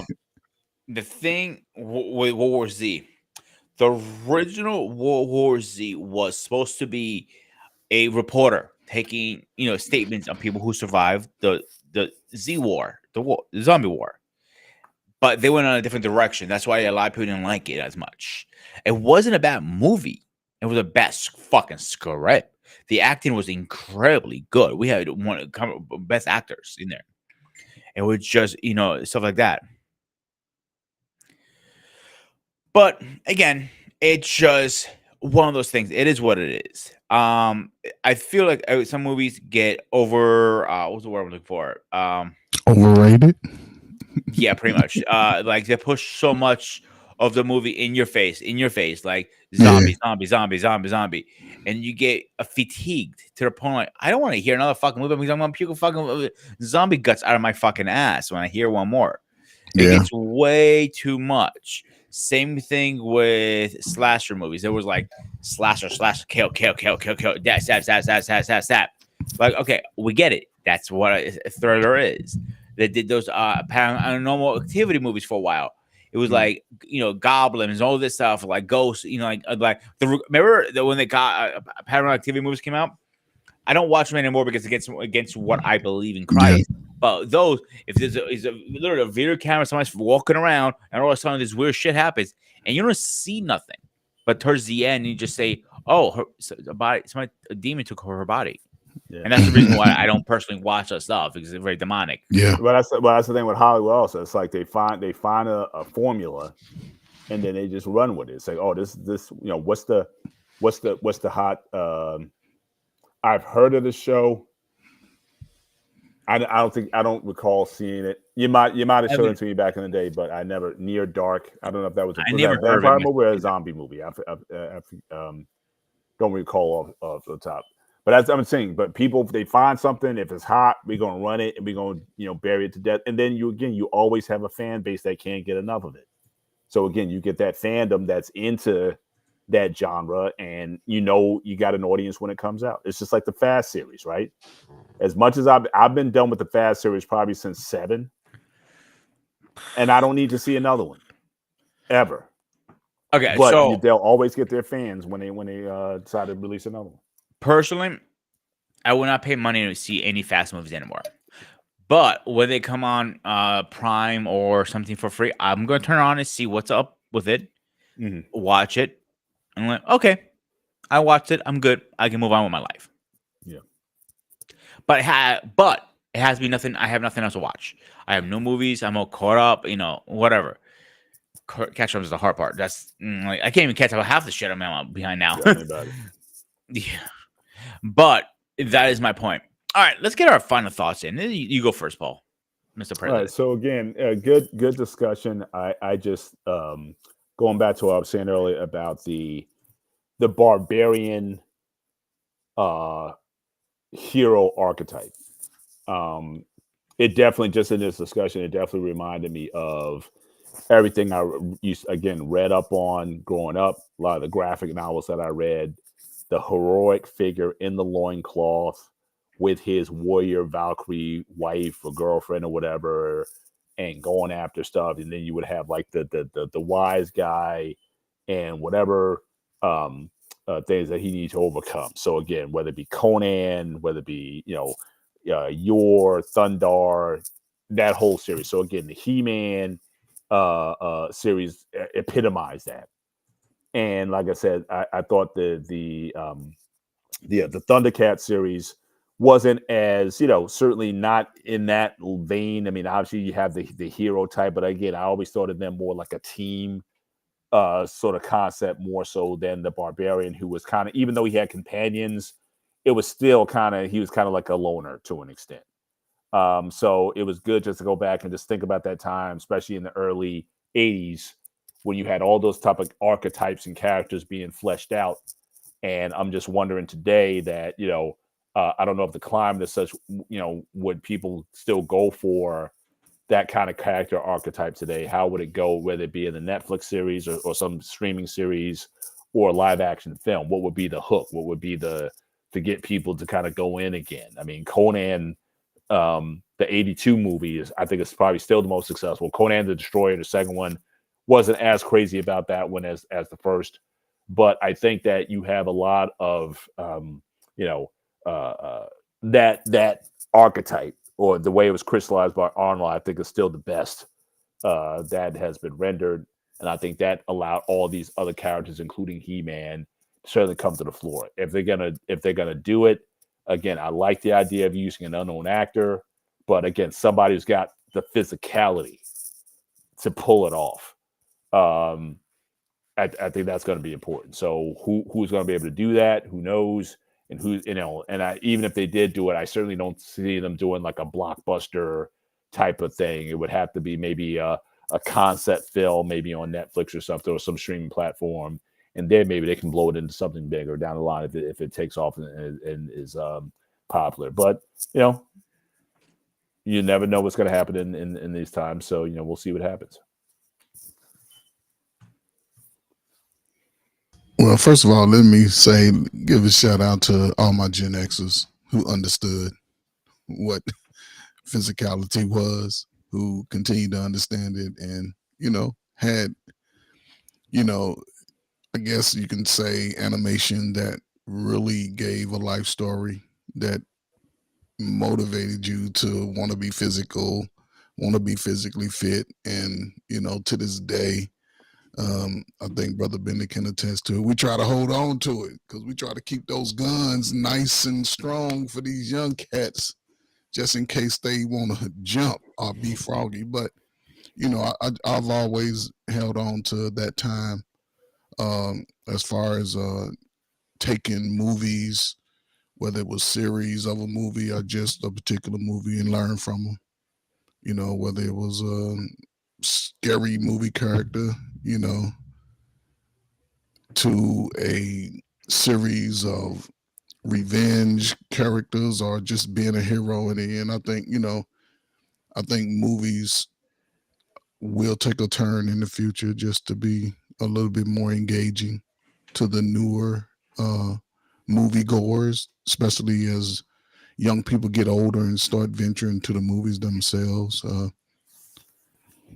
I hope it's a good thing and it takes a positive turn for it because we see enough negativity just in real life today. But it'd be interesting to see if they do make a movie of some of these old cartoons or series, that who would be those cast members. They can come and get me.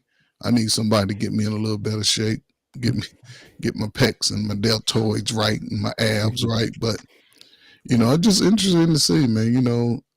Now that we've gotten past 2020, 2021, and they got over the writers strike, hopefully the material just continues to get better. So like I said, we know actors who've played particular roles. Now there's a new generation of actors, so it's going to be interesting going to the future, man.